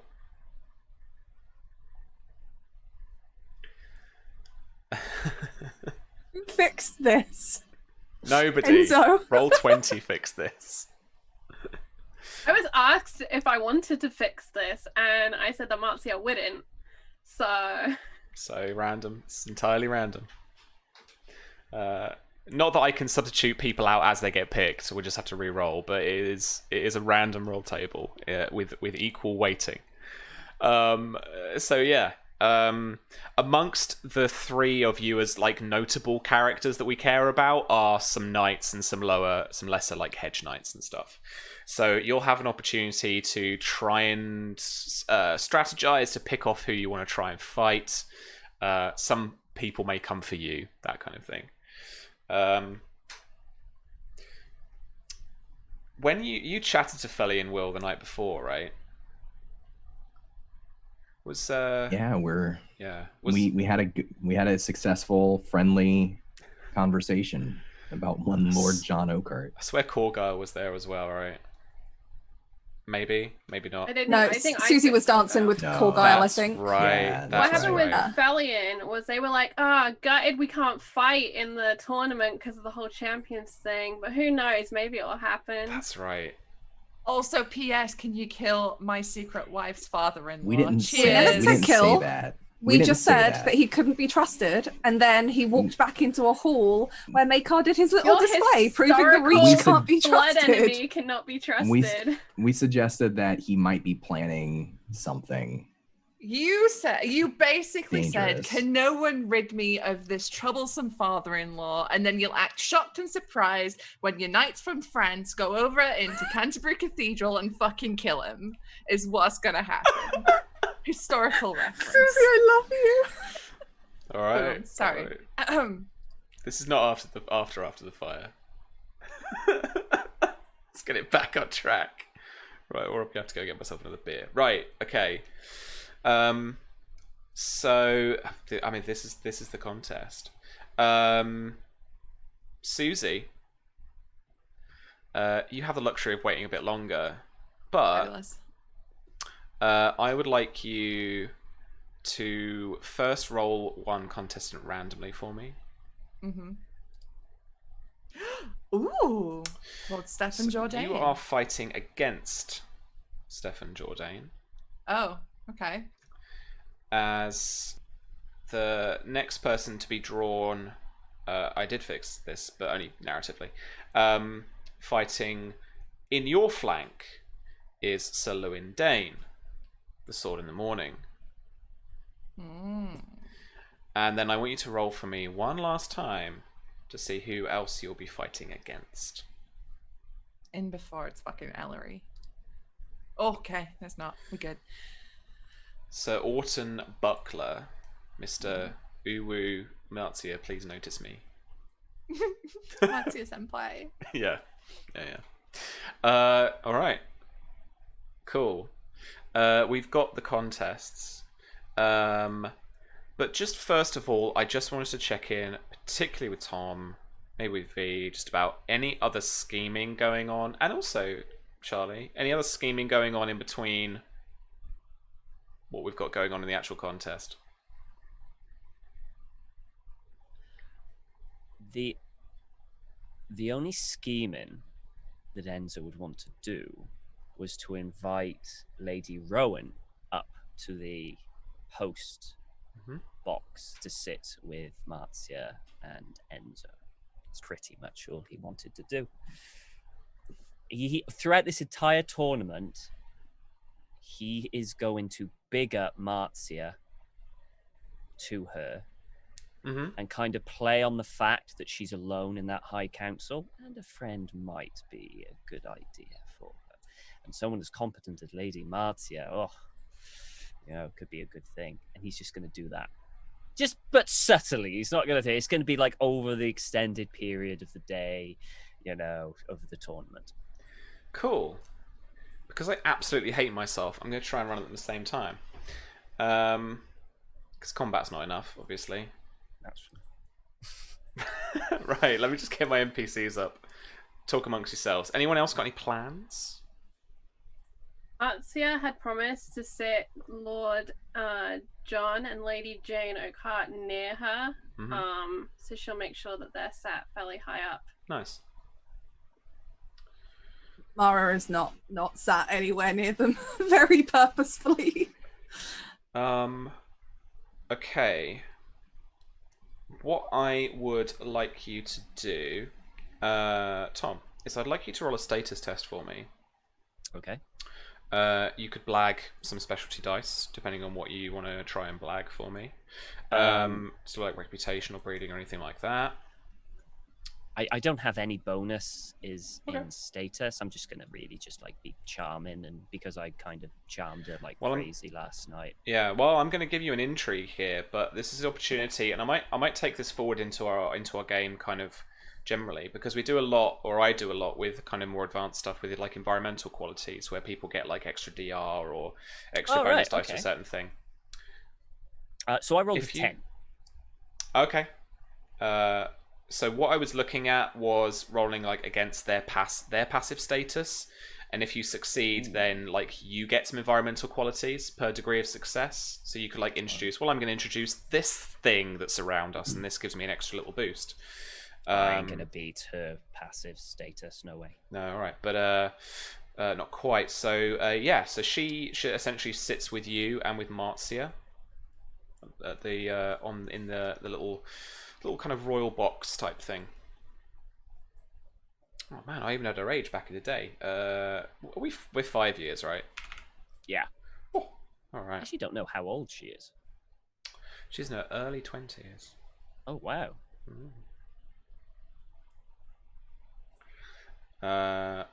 Cool. So she'll join you as you fight. All right.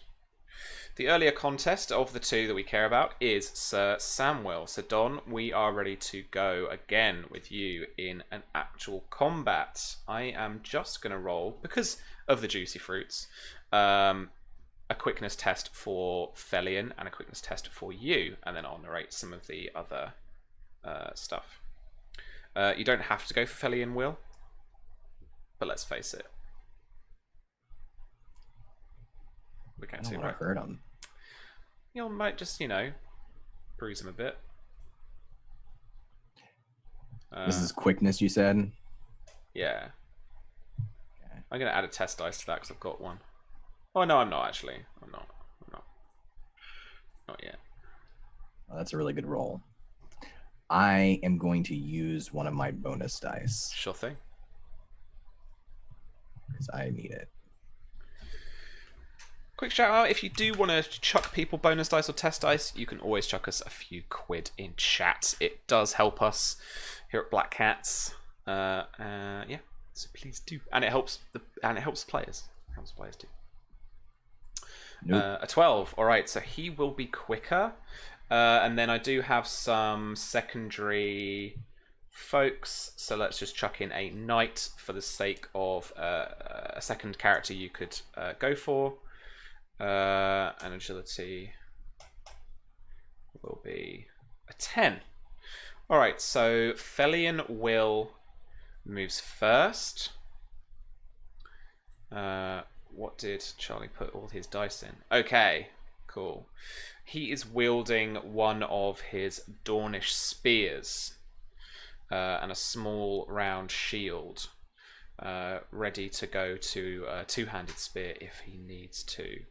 In glistening gold scale armor, wearing a tabard with the distinct foot and black kind of adder around it that is going to bite its ankle. What's your actual armor like? So as they kind of line up, Sam will like positions himself several. Like there's two other knights between him. He makes sure between him and Sir Corgoyle, at least for the moment. And Samwell is wearing full steel plate. It's painted green. The shoulders are etched with golden vines and branches. And in a diamond shape emblazoned across the center of his breastplate is a pattern of alternating golden and metallic red arrows etched into the armor.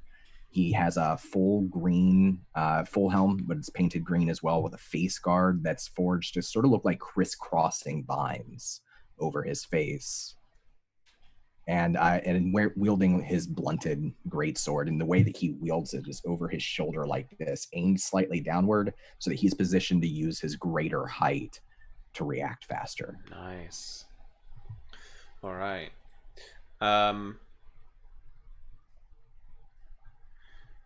Before the marshal shouts for like a start, I think Corgyle does. You manage to just kind of come together just by chance as the flank is forming up. As much as you try, there is some kind of weird swapping going on. You can't quite tell who's really trying to swap with who, as the other side is judging where they're going to place their knights. And you do just hear Corgyle say out the corner of his mouth, although he doesn't really look at you face on or properly like speak to you, but you do just hear him whisper, "You're not going to rout again, are you?" And then the two flanks rush towards each other. Felion Will is one of the quicker soldiers. He steps forward, his spear ready, and he uses that distance to his advantage. Let's get up our cheat sheet, because I need that, obviously. I don't remember all of the little moves we've got. Where is it? We use it all the time. Where's it gone?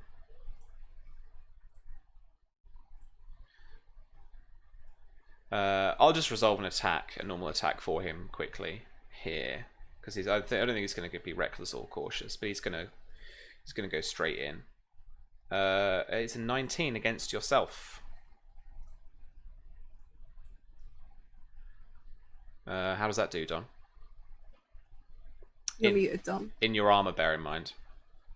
Yeah, so Sam is there's a moment where like he's trying to find something to say, like a retort, but he doesn't have anything, and then everybody's moving forward and Sam's advancing, and he does that sort of thing because he knows how Dornish spearmen fight, where he's like swinging his body from side to side, trying to get him to commit to a direction.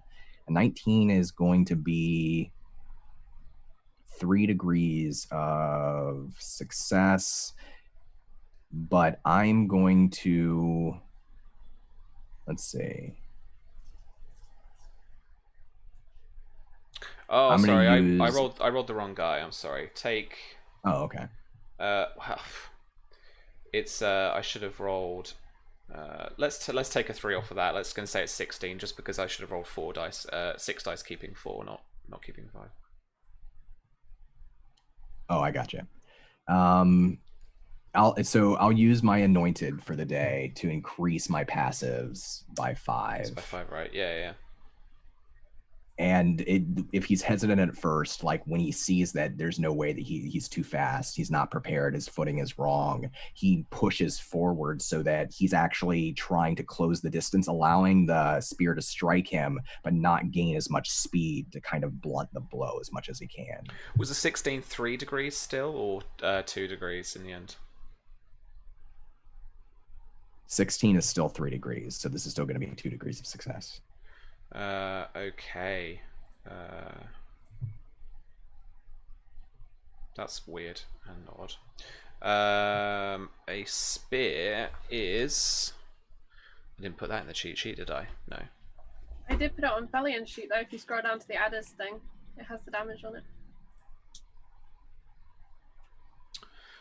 In the equipped weapons. Mm-hmm. I just clicked damage and it didn't do anything. That's super weird. That was why it said 0. Spear is... Oh man, I could see it. It says it rolls a 3 plus 0, so I guess 3 is his athletics. Yeah, athletics. So 9 damage, obviously absorbed by your armor rating, depending on what that is. I think his push forward blunts it enough that it doesn't deal any damage. Nice. The armor absorbs that and glances the spear blows off your body. Then you are going to go next. Okay. Sam, I've got the weapon sheet open now, so if you ever need to know what a weapon does, I can just tell you. Yeah, cheers, man. Luckily, I've got some GM screen stuff here as well. Thanks, friend. So after absorbing the blow, Samuel drops back and he begins to move from side to side with long-legged steps, almost bouncing from foot to foot, trying to get Sir Will to open himself up. So he's bouncing to his left and then he's bouncing to his right. He's circling his blade underneath each time, sort of like a scythe. Mm-hmm. And he's going to start with a lesser action. I'm going to start with maneuver. Nice. Okay. Yeah. So this is a fighting test against their passive fighting results. This isn't with my weapon. This is just a normal fighting test, right? Yeah, but I would give you your bonus dice, I think. Well, I would give you that if I can add my 2 spear specialty dice to the passive, which is something we can do. I think that makes sense. I mean, I don't know what the rule actually is, but that's what makes sense to me. So this is you're looking for an 18 because his passive is 16 plus the 2 spear bonus dice is 18. You know, a bit like how we do passive ride when it comes to tourneys. Yeah, that's what I was thinking. This is passive spears, right? So roll your fighting plus your long blade specialty. 29. Oh, that is a success. So you've maneuvered him. If you succeed, he suffers -1 dice to all tests until the start of his next turn. All right, so you've got him outmaneuvered. You still have another lesser action. And so this is going to be a cautious attack, and he's pulling his swing. He doesn't want to hit too hard. He doesn't want to injure him. As he's got him opened up, he's coming in, even though it looks like he might come in high, he cuts down low and sweeps that blade across his body, hoping he can hit him in the leg hard enough to knock him down. Okay. So I'm -1 die for this. A 22 with 1/6. Oh, okay. Sorry, let me just check that. Let's give him a 2 here for the shield he's got right now. That is 3 degrees of success. My base damage is just the base greatsword damage. Yeah, it will be. Yeah, because of the kind of like blunted nature of it. Okay. That's 27 damage. How much? 27. Fuck. All right.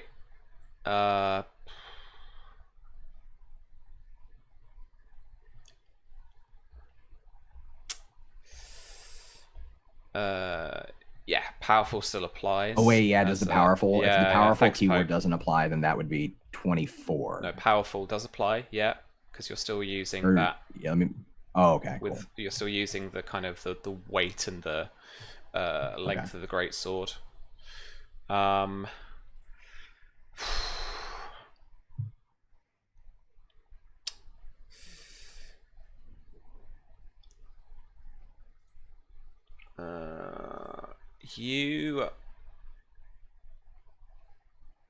You defeat him.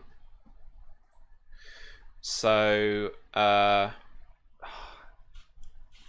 this is difficult because I believe as the letter of the rules, and I understand it from a kind of point of view of this greatsword, it's got the vicious quality. I think if you defeat someone with a vicious weapon, you have to kill them. We said we Even were if it's using blunted? thorny versions of the weapons, though, so That's would true. that remove the vicious? That's true. filter? Yeah, that makes sense. That makes sense. I mean, unless we want it to be dramatic and there be an accident, it splinters, it breaks, anything like that. But no. Yeah, we'll get rid of the vicious thing. So, describe to me how you defeat Feli and Will in this as the two flanks crash together in this kind of clanking of iron and metal and steel, that you close the distance. What does it look like? Yeah, so he does his maneuver, leaping from side to side, and when Felian begins to move the spear in the wrong direction, he twists and he sweeps out with his sword, both hands, striking him in the side of the leg, taking his leg up into the air so that he falls back. But Samuel is immediately there, even if he's unawares for a moment of what's going on around him, down at his side, offering him a hand. Just saying, well fought. Yeah. So he doesn't want to lose his friend. Yeah, as you say that, his response is, "I yield." And around you, this chaos is going on. Not to leave you with an immediate gratifying victory, but the chancer of a knight, of a lesser knight, steps forward to you, and as you're kneeling down trying to help Lord Will up, it's going to come in for a reckless attack. So this is going to be a greater action, +1 dice to their fighting test. So I'll just up this to 6 briefly. If not shields, there we go. And then I don't need to add anything right now, I don't think. 19 against your combat defense. So that is 3 degrees of success. That was like 3s and 4s. That was rubbish. Okay. 3 degrees of success, and with a bastard sword. 12 damage. Okay. In fact, what I'm going to do is going to take. Let's say he's lost his shield. He's using a bastard sword. I'm going to up that to 15 damage as he wields it in 2 hands. His hand and a half sword comes in, and gives you just a clack on the back of on your back as you're in your armor as you're trying to help up. So Will, also Felian. Yeah, it hurts, and he goes forward and loses his breath because he's not expecting it. His breath just goes out, and he can't catch it for a second as people are rushing around him. All right. So Felian Will is out. So we're going back to your turn as a kind of a top of the round. Okay. And how's like, I think he casts a gaze through his visor to Korgoyle to see how Korgoyle's doing. Let's give... I don't think I've got a primary NPC written up for him yet. So let's give him... I just want to see this as generally how he's doing. Yeah, he's fighting well against another Hedge Knight. The Hedge Knight, compared to him, Korgoyle, I imagine, has got this slick black armor, very scorpion-like. And he is fighting with a single spear, no shield, unlike Sir Felion.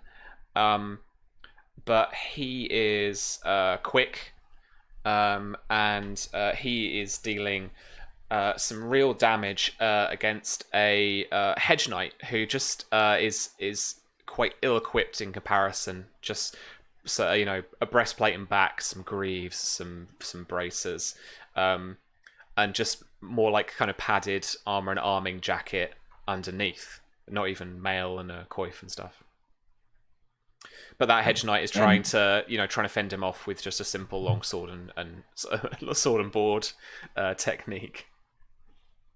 So as Samuel pushes back up to his feet and spins around, does he see multiple knights coming at him at once? Or is it just the knight that just struck him? It's just this one knight that's just struck you. There are a couple of other knights have already gone down. Probably you think from your team as well as the others. But then, yeah. This is just the one knight, and it's kind of you can already tell it's an opportunistic hit. It's got that sense of combat about it where really a lot of it is more down to luck than skill. The initial hit, the initial blow in the meeting of two sides can end just as swiftly for Sir Felion as it could maybe for you, or as it did for the Reachers at the Battle of Brimstone.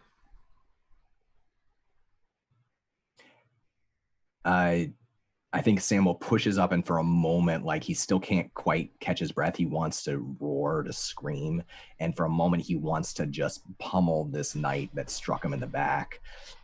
But instead,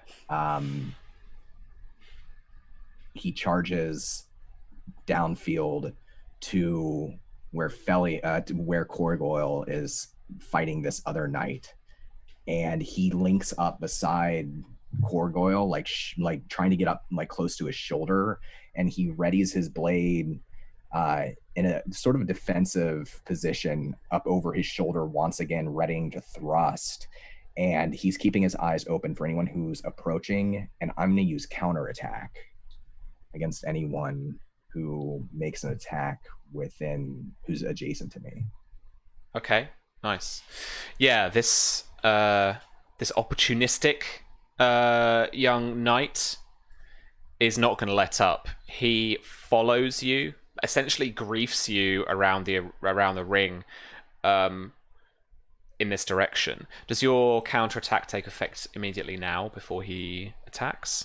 Before he attacks, yeah. Cool. If basically anybody who's adjacent to me that attacks me or anyone else, I can interrupt. Cool. Yeah, won't make that fighting test for me. Open chat asks, is he a min-max? He's not and a min-max. I'm here for it. Might be. I get one. Just as terrible as a min-max. So that's a 19 with 2 6s. That is a crit, and that is I think so. His defense is 5 in his armor. So that's 3 degrees. That's 3. Okay, not quite 4. 3 degrees then.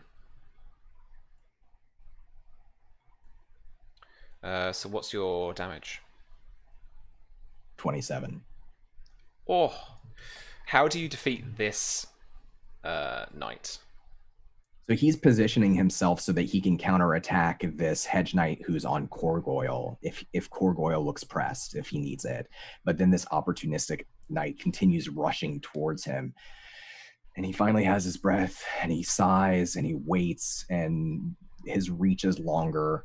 his sword is longer, and when he gets close enough, it's just a straight down jab, like directly into this knight's face mask, as hard as he can. I'm gonna say, for the sake of the story, that you jab into this knight's helm, and it's not as well constructed as you might have hoped. And there is a distinct crunch, not only of metal, but of bone and sinew as you crunch down and push this man over in the mud. And he is still moving, although the bastard sword has been dropped to his right-hand side, as he's kind of rolling, and you can hear this kind of like coming from underneath his helm. Oops. I think that's pretty wounding. Yeah. Plus, it was a sundering hit, so he didn't really get anything from his armor because of the crit. So yeah, you sundered his jaw armor. Brilliant. And yeah, and in the chaos of the final few seconds of this first round of the melee, you turn to see that Sir Felion has downed his Hedge Knight opponent. Just as you turn, he's hit the ground and puts his hands up to yield at his opponent. The opponents have been, or the yielders have all gone down, and so it's, I would say, yourself, Corgyle, and another knight that remain up on your team, just to move on to Susie's round as well. The others having taken, I'd say not Corgyle, but say another knight actually has taken on two ransoms. Corgyle's taken one, and then you've taken another, just in the way that it's all kicked off and finished up.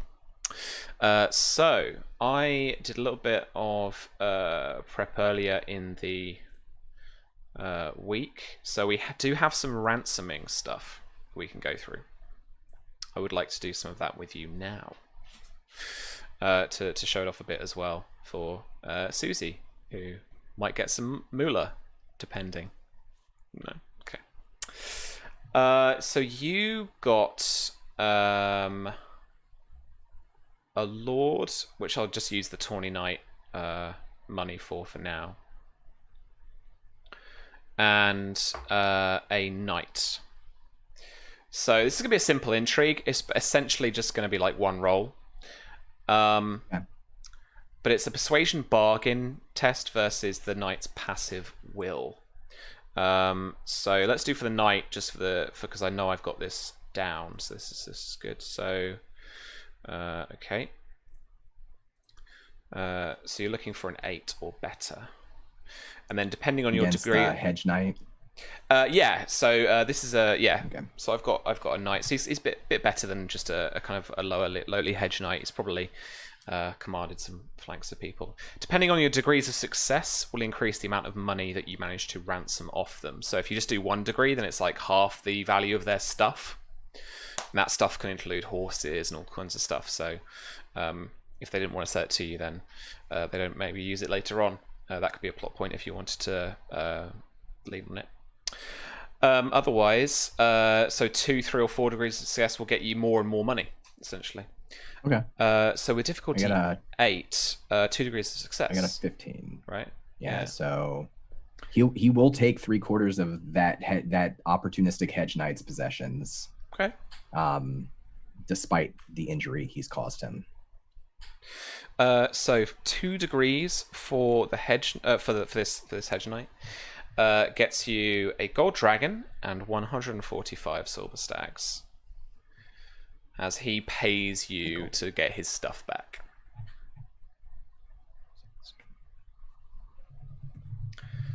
So and some tasty little learnings as for a single ransom.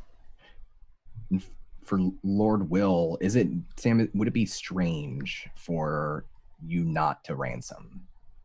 like for you to opt out? Or is the correct thing to do to go ahead and go through with it and then to offer it back anyways? It is really seen as completely up to the victor. Mm-hmm. It would certainly be expected of you to ransom his stuff back to him. I'd say it would also be there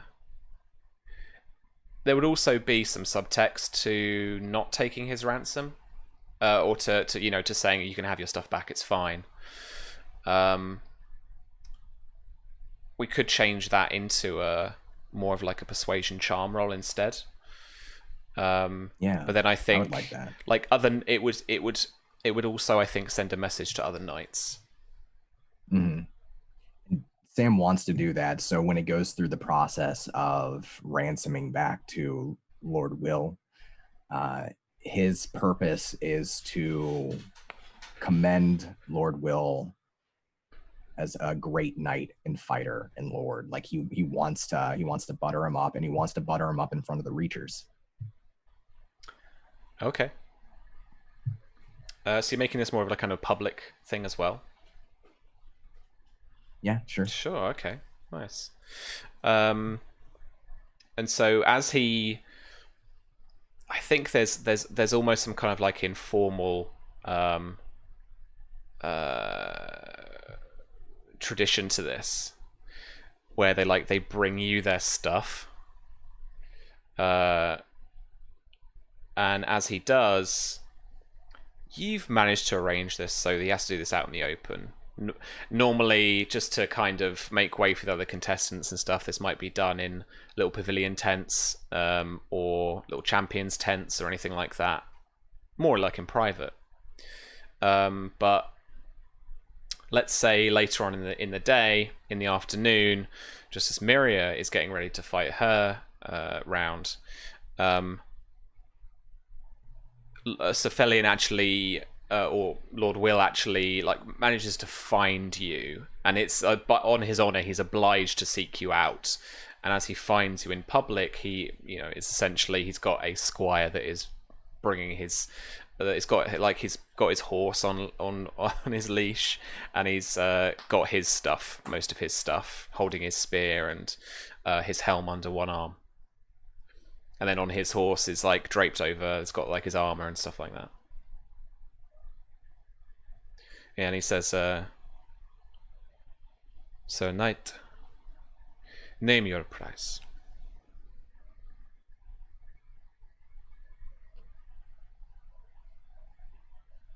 The only price I ask is for everyone here to acknowledge both of our skills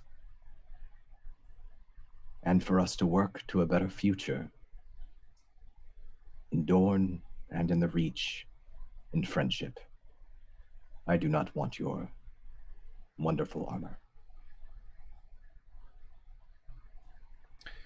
There's like a stunned silence around you.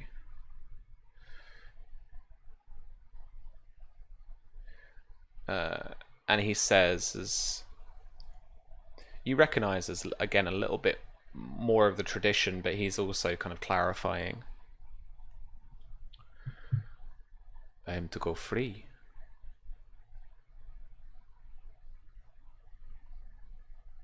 Of course. I would have it no other way. Perhaps you can buy me a drink later, if you wish. It is a mercy that our ancestors did not always give one another. And he gives you a short bow. I'd like you to make a persuasion charm test for me, please. Okay. I'm trying to remember.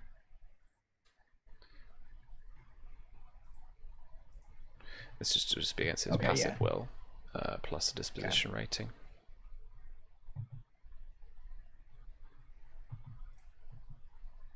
17.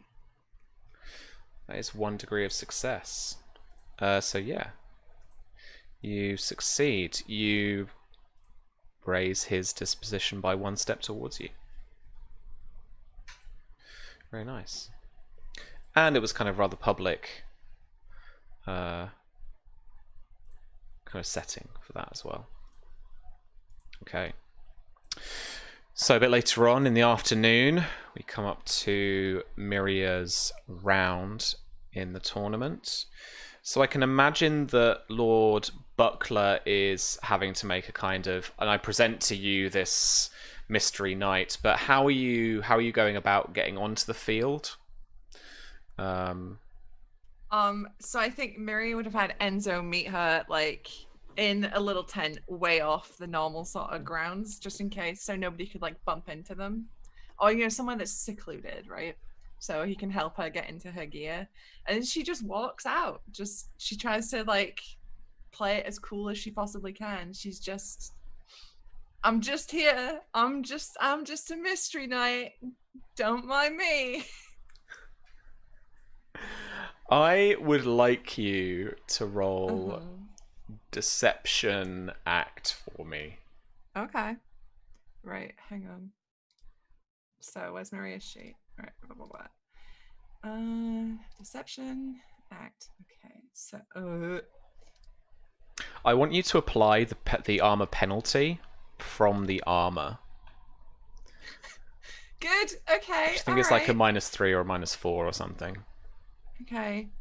So it's a 3 for scale, but she gets a 6 because of her traits all around. So she's only got a +3. 13. Okay.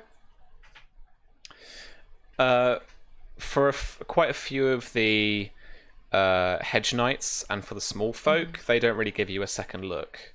But there's a handful of knights and household knights or like noble sirs that for whatever reason that maybe you can't quite discern just now, they give you a bit of a funny look.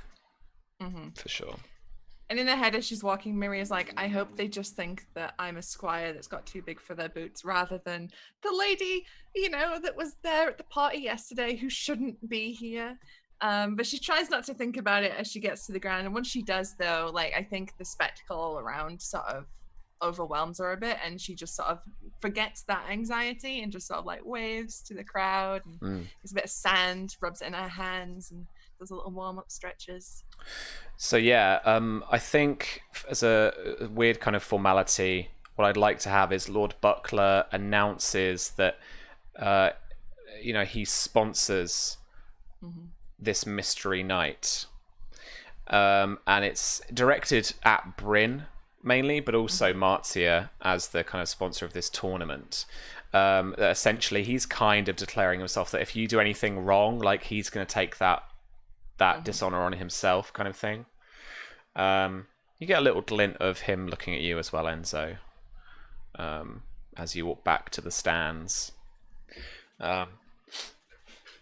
All right, let's. Miriam gives a low bow. She's very respectful. She's seen tourneys before. She knows how you do, so she's playing the part semi-convincingly.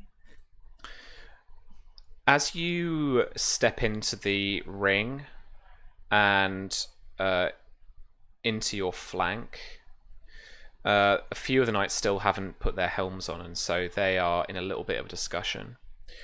So the Sword in the Morning, Sir Lewin, is actually talking tactics to his folks. Let me just find the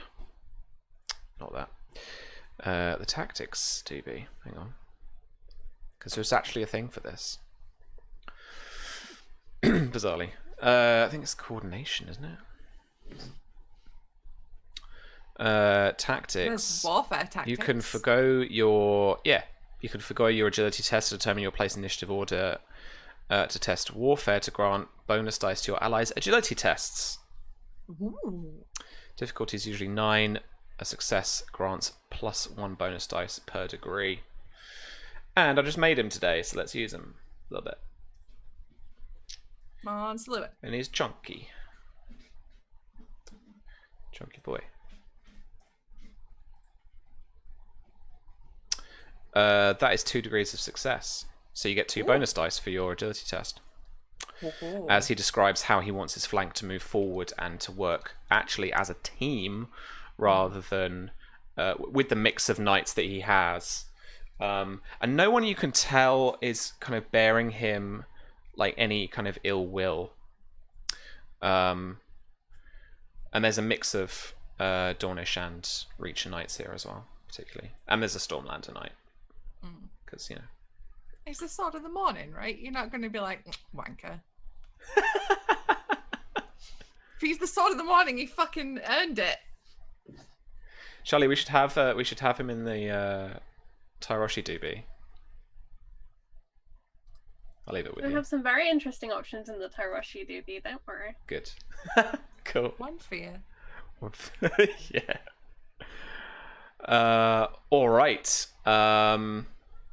Roll agility for me. Right. Who are you fighting? You're fighting a person, right? Jourdain was my opponent. Cool. Jourdain is in scale armor as well, in the Dornish fashion. He wears a pointed helm, polished brass, and his tabard of a light and dark green checky with a golden quill is emblazoned on the front. Agility. 14. Cool. Jourdain is having a cuppa, apparently. Not bothered. Yeah. All right. And let's test some hedge knights, just to give us some other character. Maybe Jourdain's a bit headachy because last night he was doing a lot of politicking. He was trying. He had a big night. Yeah. Okay. The mystery knight, you go first. Okay, so Maria is gonna just immediately, like, she's listened to the tactics. She's seen her opponent's been pointed out by the Sword of the Morning. She's like, I got him. And so she's much faster, right? She's quicker on her feet. So she sort of approaches and she's gonna maneuver. So like dance around him a little bit to try and throw him off. Sure thing. So that's a fighting test, right? Yeah. Is this against Jourdain? Against Jourdain. Nice, yeah. Okay. Yeah, against his passive fighting. Passive shields. Okay. 17. 2. Oh my god, Maria, fuck. Nope, that's a 9. That ain't gonna do it. Okay. It's 4 ones. Yeah. Well, he stands his ground. Mm-hmm. And he positions his spear and shield effectively against you. Mm-hmm. You still have a lesser action. Yeah, she's feeling him out. She's testing him.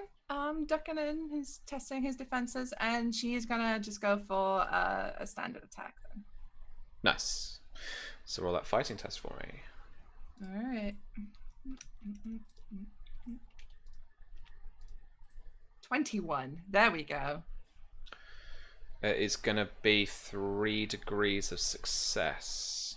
That will be 9 damage. Nope, then. 4 degrees of success. 12 damage. Okay. 2 crits. Nice. Well, it's definitely double his 2 sixes. It's double his combat defense. Sure. All right. Where's the crits on the thing? 2 sixes is a powerful hit, which reduces his AR by 1. Is that like a? Hang on, is that like a sundering hit, or is that like? Yeah, sundering hit. So yeah. Cool. Until he gets his armor fixed. So I imagine like she like clipped a clip on his armor or something, or one of the buckles, and like damaged it as she nicked him. Because she's going in with little testing pokes with her spear. You have been given a couple of test dice by Martia doesn't know. She has no idea. I wonder if it's going to dawn on her through the fight. Hang on. This mystery knight fights a lot like Miria somehow. Yeah. Lush. All right. Stefan Jourdain is going to have a little fight back. I'm going to do a cautious attack But I am going to use one of my test dice, so it will basically become like a bonus dice. Mm-hmm.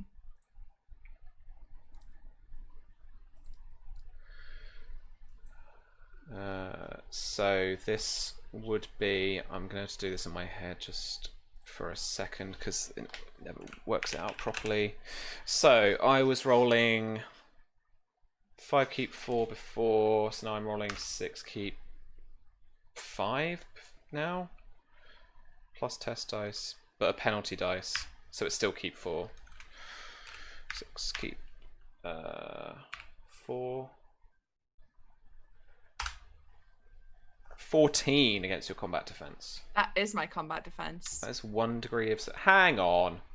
Hmm? What's your the scale armor gives you a -3 armor penalty, right? Yeah. Are you wielding a shield? Yes. Ooh, alright. She's trained with shield and spear. Alright, nice. Just because that's nowhere near Stefan's. I'm just wondering where I fucked up. Cool. Yeah, have I fucked up? No, apparently he's just rubbish. Cool. So that is 1 degree of success.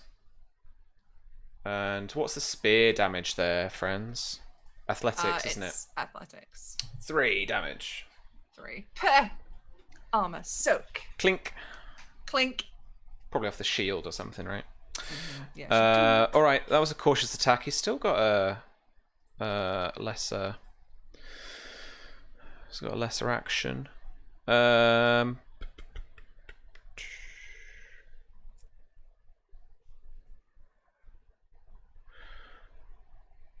He'll move around you, but it's just a simple move. As he tries to draw the flank, your little part of the flank away from the rest.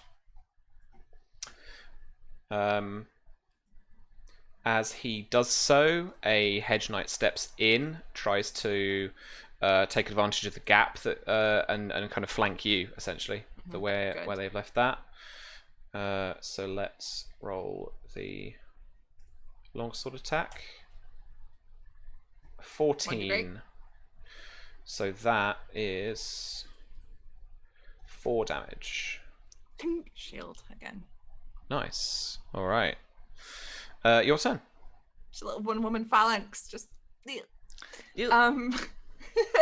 She's gonna focus on Jordan. I think she hit him once, and she can see that he's not quite as fast as maneuverable. So she's gonna try and just gun for him and get him down. Plus, he's a lord, right? That's bigger glory if you get a lord to yield. So she's going after him. Okay, let's see. Oh, I know why it's been rubbish. Oh no, that's true. Yeah. All right, we're gonna go for another maneuver. She's gonna try and just outmaneuver him. As he's trying to move away from her, she's like, "I'm seeing what you're doing. I am also trained in warfare tactics. I know what you're doing." And... Yeah, you can actually hear, I think, Sir Lewin like shouting about closing the gap. Like he wants his team to win. Yeah, I'm not gonna use my die for this yet. Okay. 18.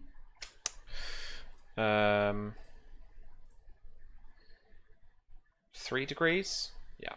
Whoa. No, hang on. Oh man, maths. You're looking for a 5. So 10 is 2, 15 is 3. Yeah, 3 degrees. Okay, so he's at -1d to all tests because that was a maneuver. Yep. Until the start of his next turn. And then I'm gonna just get him. I am gonna use a keep die for this. Okay. 29 with 3 6s. Oh, what's the crit? That is a demoralizing hit. Oh no, that's warfare. Hang on. It's a bloody wound. He takes an injury. Whoops. So what's the cut look like? And so where does he gain an injury? I think she's not trying to like kill him because that's not how it works. I think she gets his thigh. Yeah, right? It must be like a bruise or a cut, right? Yeah, she like slices the top of his thigh, gives him one of those like Brad Pitt and Troy cuts, right? And like just top of his leg. Yeah, thigh cut. All right. Yeah, so you can see a bit of blood pouring out from under his skirt as you slash at his thigh. Just the scale just doesn't quite deflect the blow, and it's obviously like 4 degrees at this point. 12 damage. Yeah. As I think what happens is as you cut his thigh, he hits down the ground onto one knee, and then he drops his spear and shield and puts his hands up and says, "Yield." Mm-hmm. I think as she does his knee and he drops, she puts the point to his throat, right? It's been like, you have to surrender, like this, I got you. And then he yields and she lifts the point and then turns immediately because there's still fighting going on. She just leaves him there. He yielded. So she trusts he's not going to be a dickhead about it. Yeah, absolutely. So this hedge knight that is on your flank is still going to attack you. I'm going to use a test dice here for a reckless attack. So their combat defense will be down by 5 this time around. And oh, hang on. I'm scared. Oh. 1 degree. Sam, you're rolling as bad as I am. A lot of 2s in that one. Why was that only rolling? That's ridiculous. I should have had a bonus dice in there. And it didn't take any of them out. I rolled 66 and didn't drop any. Yeah, that should have rolled 7 and dropped 1. I'll roll a quick d6 because then I can see if there's any better. Oh, there's definitely better.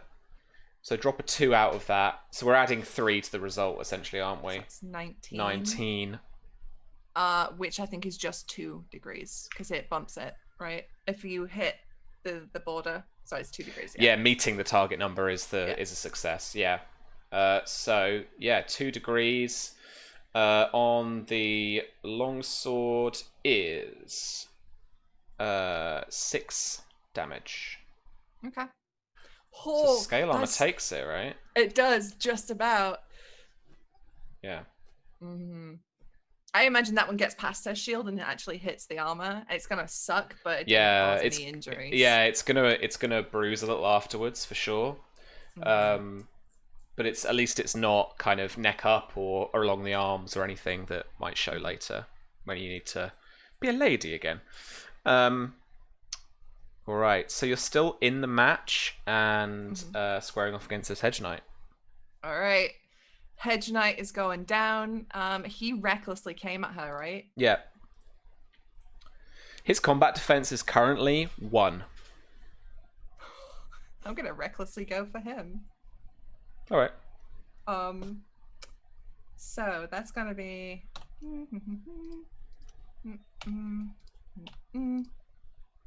17. Ugh. 3 degrees. 3 degrees. 9. Okay. He is still up and is this time going to try and outmaneuver you. So I want what's your passive shields? Passive shields. It's 12. Okay. So you'll have -1 dice. Oh wait, did you? No, you didn't maneuver. It was Stefan. No, it was Stefan. I outmaneuvered.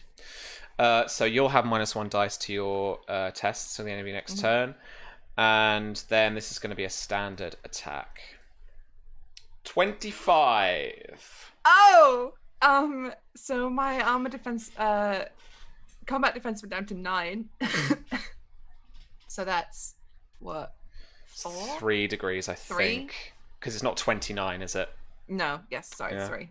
So 3 degrees, and your armor is reduced by 1. Your AR is reduced by 1 until repaired. And so that is going to be 9 damage. Okay. That gets through the armor, obviously. Yeah. So you're down to 5 now. Okay. back over to your turn. I think I like that you guys have moved away a bit. I think it's to the other knights and especially Selûne. You know, you're not like priority targets. It's a mystery knight and a hedge knight. Like they're going to go at it, and we're going to see if the mystery knight's any good, kind of thing. So you're left out on this flank, kind of on your own, as you're staring just through this really obstructive visor, trying to keep your eyes fixed on this guy. As he comes at you with a chipped wooden shield and kind of roughly painted stars as some kind of like hedge knight emblem. Okay, so I think what she's gonna do is, as she's focusing through, I would get like that. If this was a TV show, we get that POV where we just see the guy and she's staring at him. She takes a breath, and I'm gonna use the lesser action aim for her to really just focus in. Nice. So and try and go for a spot. Yeah, so you'll get a bonus dice off of that. Yeah. But you'll be keeping one less compared to your ability, obviously. And then she's just gonna use that and then go for him with an 18. So he's back up to his normal combat defense of 6. So that is 2 degrees of success. Okay, so that will be 6. Okay. So you I think you land a few strikes at his shield, and he's actually staggering back, taking those blows onto the shield, and one of them just clips the bottom of it, and almost takes his ankle, but he just steps back. But you've got him on the back foot, and you can see, just because he's not wearing a lot of armor, just to kind of, like I said before, with the hedge knights, just breastplate greaves and stuff like that. You can see his chest rising and falling rapidly as he's trying to keep up with your attacks and your strikes. I'm going to do the same, actually.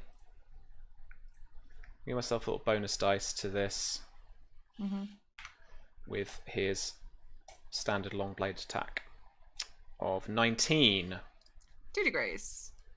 Is it double? No, it's not double. No. And 2 degrees is going to be 6 damage. That's 1 more damage after AR for you. Okay. Yeah, it just gets through the armor just again, but it's not the end of the world. Though Mirror is at this point breathing heavily. Yeah. Feeling bruised and battered. This is probably one of her first proper combats. What's this? What do you think?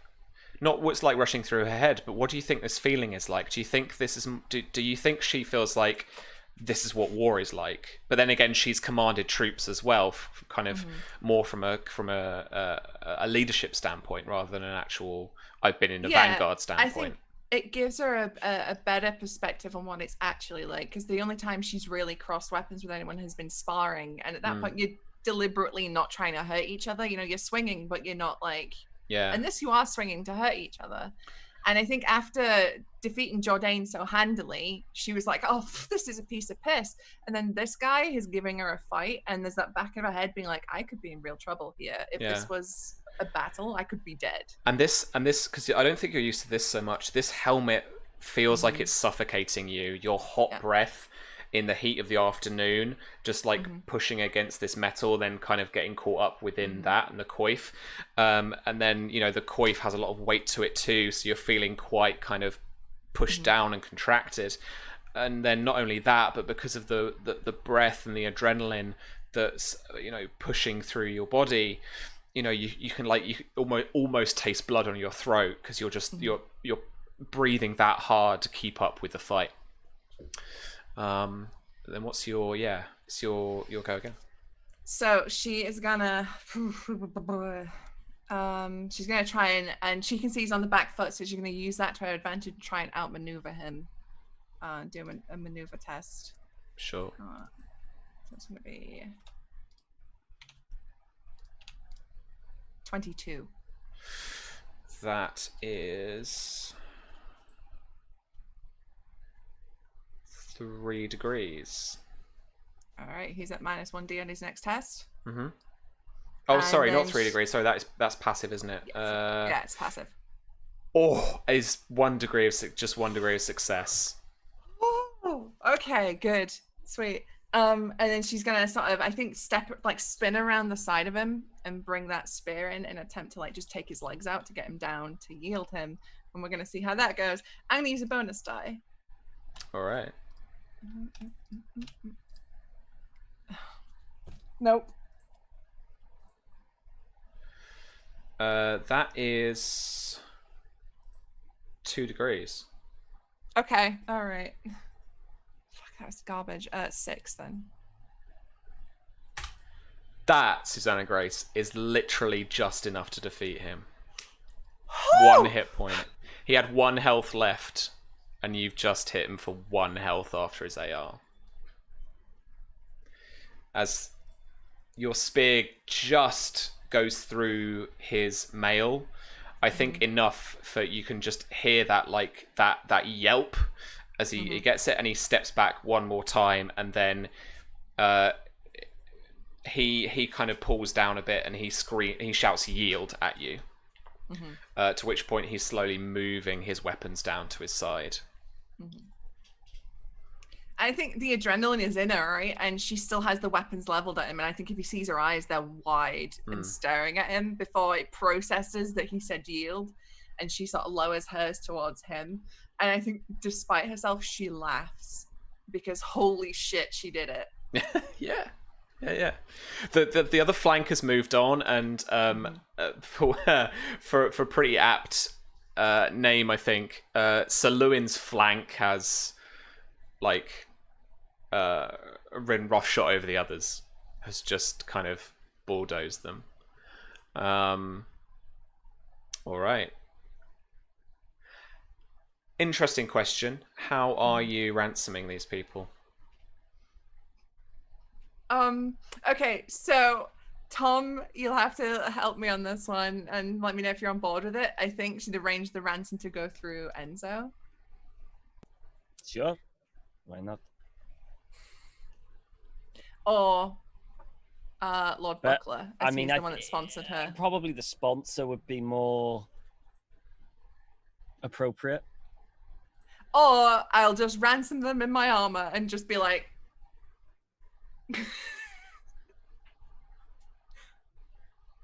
it's up to you guys. Buckler is an option. Enzo is an option if you want to play a character. Nah, she'll do it in her armor. Okay. Sir Stefan is the first to come to you. Where is this taking place? It's off. It's she hasn't done like Samuel and arranged it for it publicly. It's off. Maybe in one of like the recouping tents, or like just one of the sort of more chill zones where everybody's resting up, but like off to the side a bit. Mary's very keen on being like not out in the public while she's in the armor. So you're still in this helmet, still in this armor. So Stefan comes to you. Again, similar, like his horse is outside, his armor's been on the back of it, he's brought his weapons to you and he offers it out to you. Z comes towards her. Yeah. She pulls the helmet off. Well fought, my lord.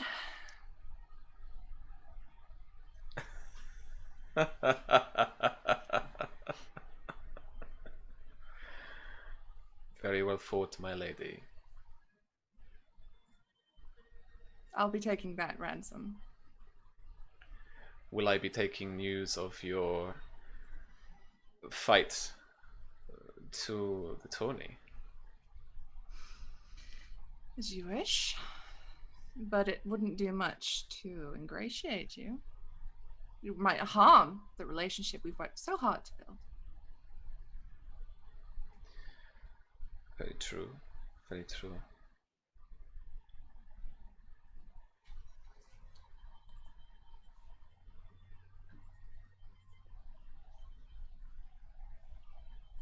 Something on your mind there, my lord?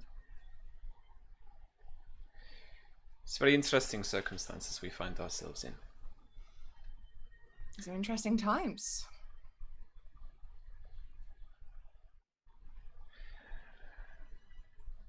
Congratulations on your betrothal.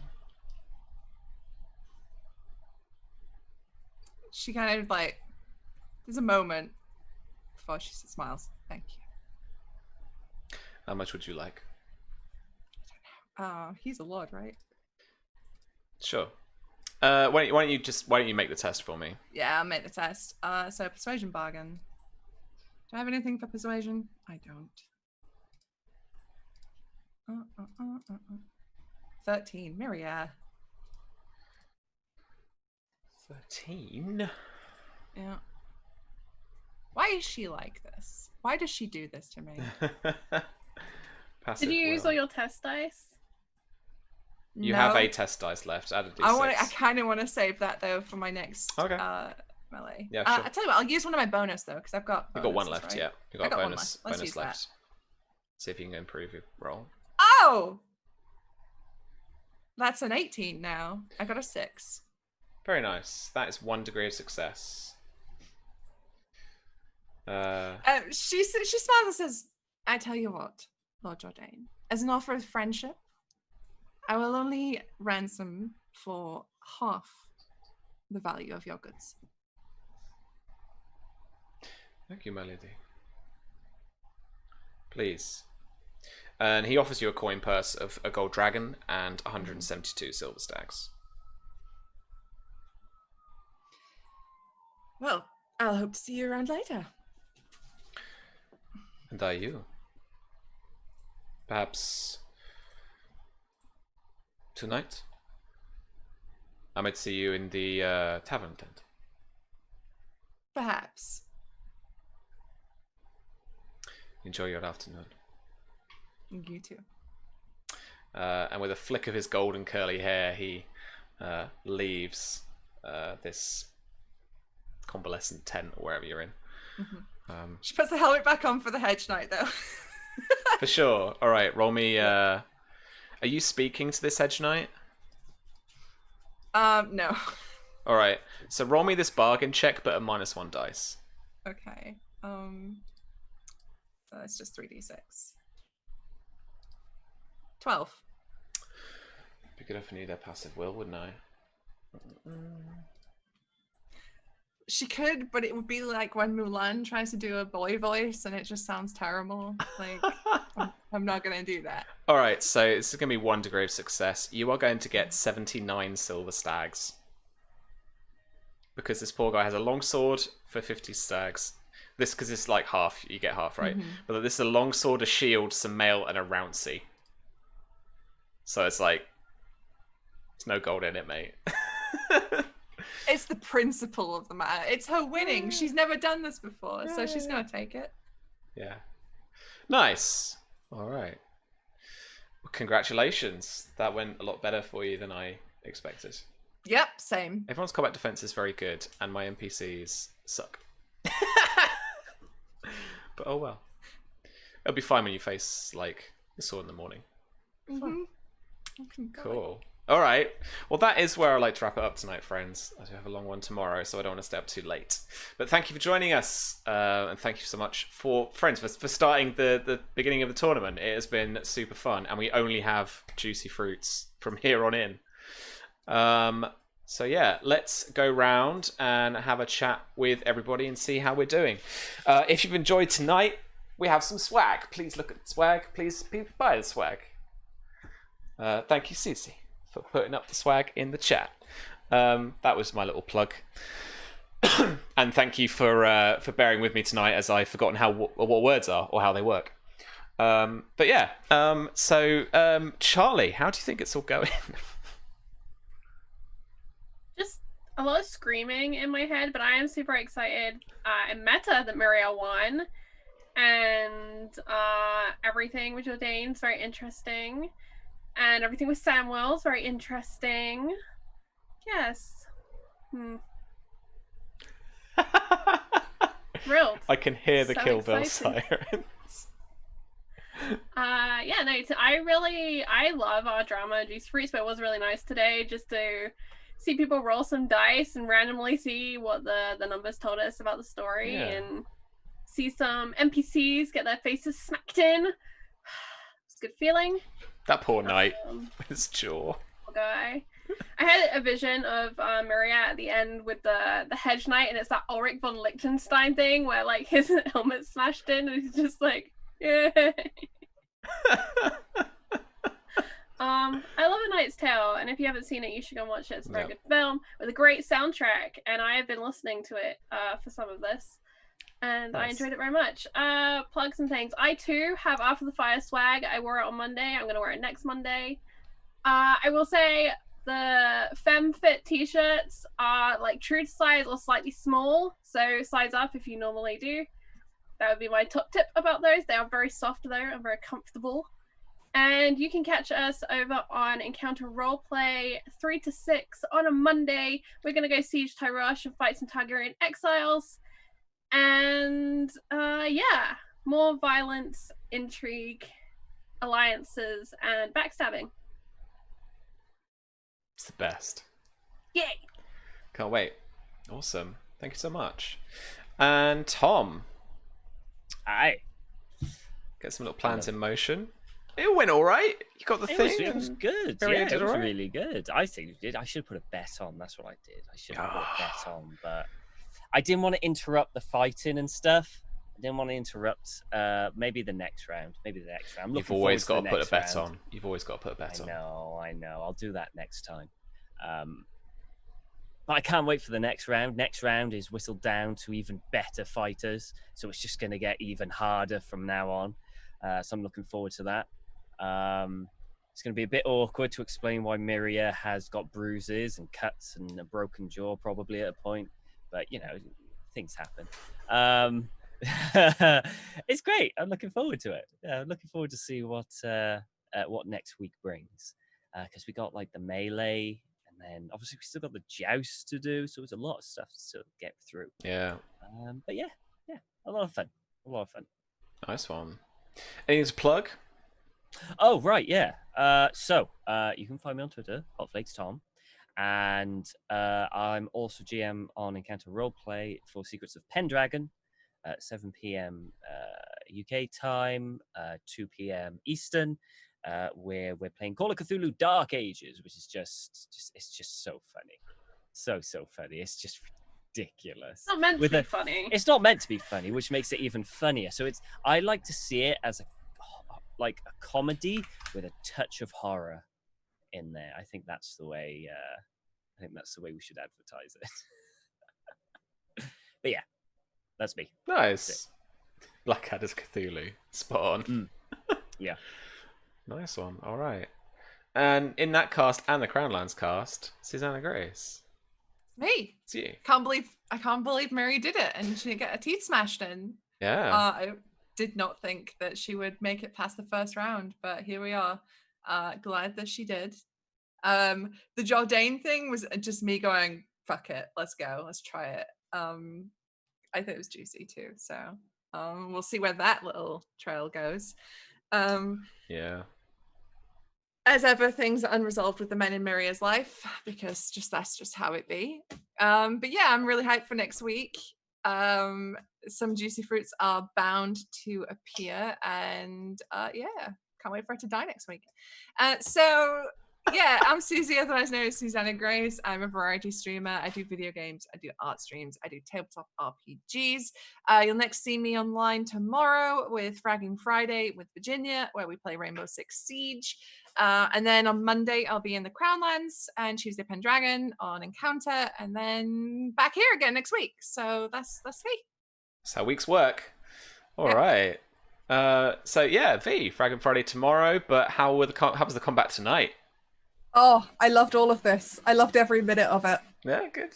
Good. I didn't know that there was going to be a ladies archery tournament. I don't know why I entered, but it just seemed appropriate. She dressed very huntress-esque, and it just seemed right, especially since she got to borrow Samuel's bow, but she now has to awkwardly carry about until she sees him to give it back. So it probably doesn't look great, the way that she's dressed, and then she has this bow slung over her that is very clearly not hers, that she has to sit with while she's watching the melee. It's just, I'm here for my disaster child that is Mara. But you know, I'm looking forward to seeing who ends up in the finale next week. It's yeah. I would like it if my sister and my husband didn't die. That would be really good. Like, and I'm looking forward to the joust, because the joust has got all the pageantry. Mm-hmm. And I'd really like Mara to be crowned a second time at a tourney. Get out of here. You really think it's going to be you? If Samuel wins, probably. Mara's hoping. If anyone, it's going to be Jourdain. All right. It is known. Do you know what? I think if Mara were to lose that crown to Jourdain, she'd probably be okay with it. It's a hottie. She'd be like, fair. But yeah, I want to see more of this. It doesn't even matter if I don't intrigue anything. I'm just enjoying the chaos. Good. All right, a little bit less under pressure to provide something. Good. Okay, cool. Yeah, it's fine. If there's somebody convenient around that Mara wants to talk to, she'll get to that. But otherwise, I think she's just really into the tourney. Yeah, we need to resolve the Lady Faye stuff. And yeah. She's starting to get the feeling Lady Rowan does not like her. I can't possibly imagine why that might be. But yeah, I'm Virginia, and I do streaming things and make games as well, like many of the good folks here. Me and Susie are doing Fracking Friday tomorrow on our channels. So if you want to see us scream about this episode and lots of tinfoil whilst just losing MMR at an alarming rate in an online shooter game, you should come and join us. Hopefully there'll be a follow voter stream on Monday over on my channel, and Witcher on Wednesdays, where I continue to make terrible life choices for the characters that I play. And then back here on Thursday. There you go. All right. Enjoy him. I'll try and catch up with him. And then Dawn. Well done, man. Not that, there was any doubt you were going to do really well, because it's a Dawn character. Yeah. It was a lot of fun, though. I loved all of the micro, I call them like micro intrigues, like all of the little interactions with the lords that all the characters had from the beginning to the end. I thought were really, really fun. They told a really good story about what a tournament's like, which I thought was cool. I loved seeing Bryn give his speech. That was a highlight. Thank you for not taking my chicken from me. We'll give him a name at some point. He doesn't have one right now. It could be a she. I haven't checked. Hey, we're all going to agree right now, nothing is going to happen to that chicken. All right? Thank you. Nothing's I don't agree to this. Nothing. Charlie does not agree. Nothing's going to happen to that chicken. Because legitimately, we probably stole the chicken from one of Martia's farms. That's probably what happened. But anyways, I had a great time today. I liked the archery bit a lot, and the fighting. I loved watching Miria like in that really tense second fight. I thought that was really very Game of Thrones, the back and forth and how close it was, and just the sort of the way you described it, Sam, I thought was great. A lot of fun, and I can't wait for next week just to see what happens. But let's see, what do I want to shout out?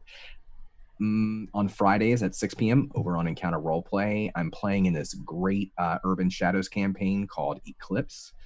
I play a flesh golem surfer actor named Octavius Man, or Octo Man.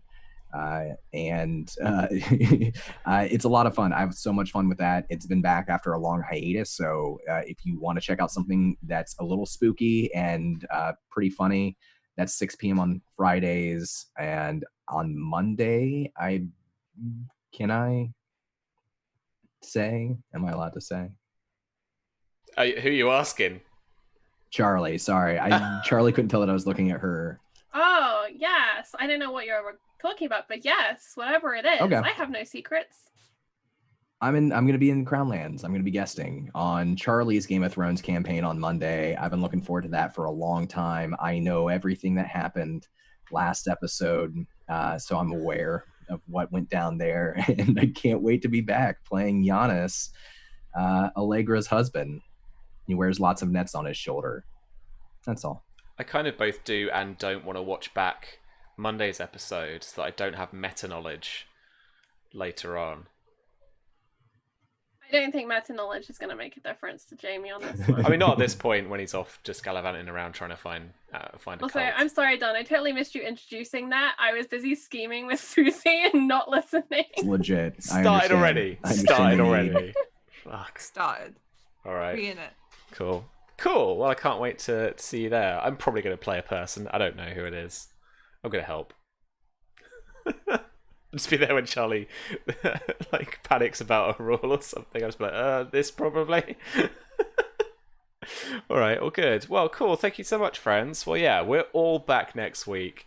Here on Follow Black Cats on the Twitters and the Twitch. We're here every Thursday, 8 p.m. UK and 3 p.m. Eastern for this, our Game of Thrones campaign that is now a good year or so old. Year and a half-ish, even. But still thoroughly enjoying it. So stick around for the juicy fruits, and we'll see you next week. I haven't prepped any raids, so we're just gonna go. But thanks so much, friends. Hang on, Sam. You got this. You got this. I got it. Play me out, Sam. I'll say I know where we could go. It can roleplay. I'm taking us. Oh, of course. Yeah, Raven and the crew are playing Star Trek Adventures. So yeah, stick around for that because I helped make it, and it's great. There we go. Cool. Thanks so much, guys. Can I hit the button now? Yeah. I can hit leave. I don't know. There we go.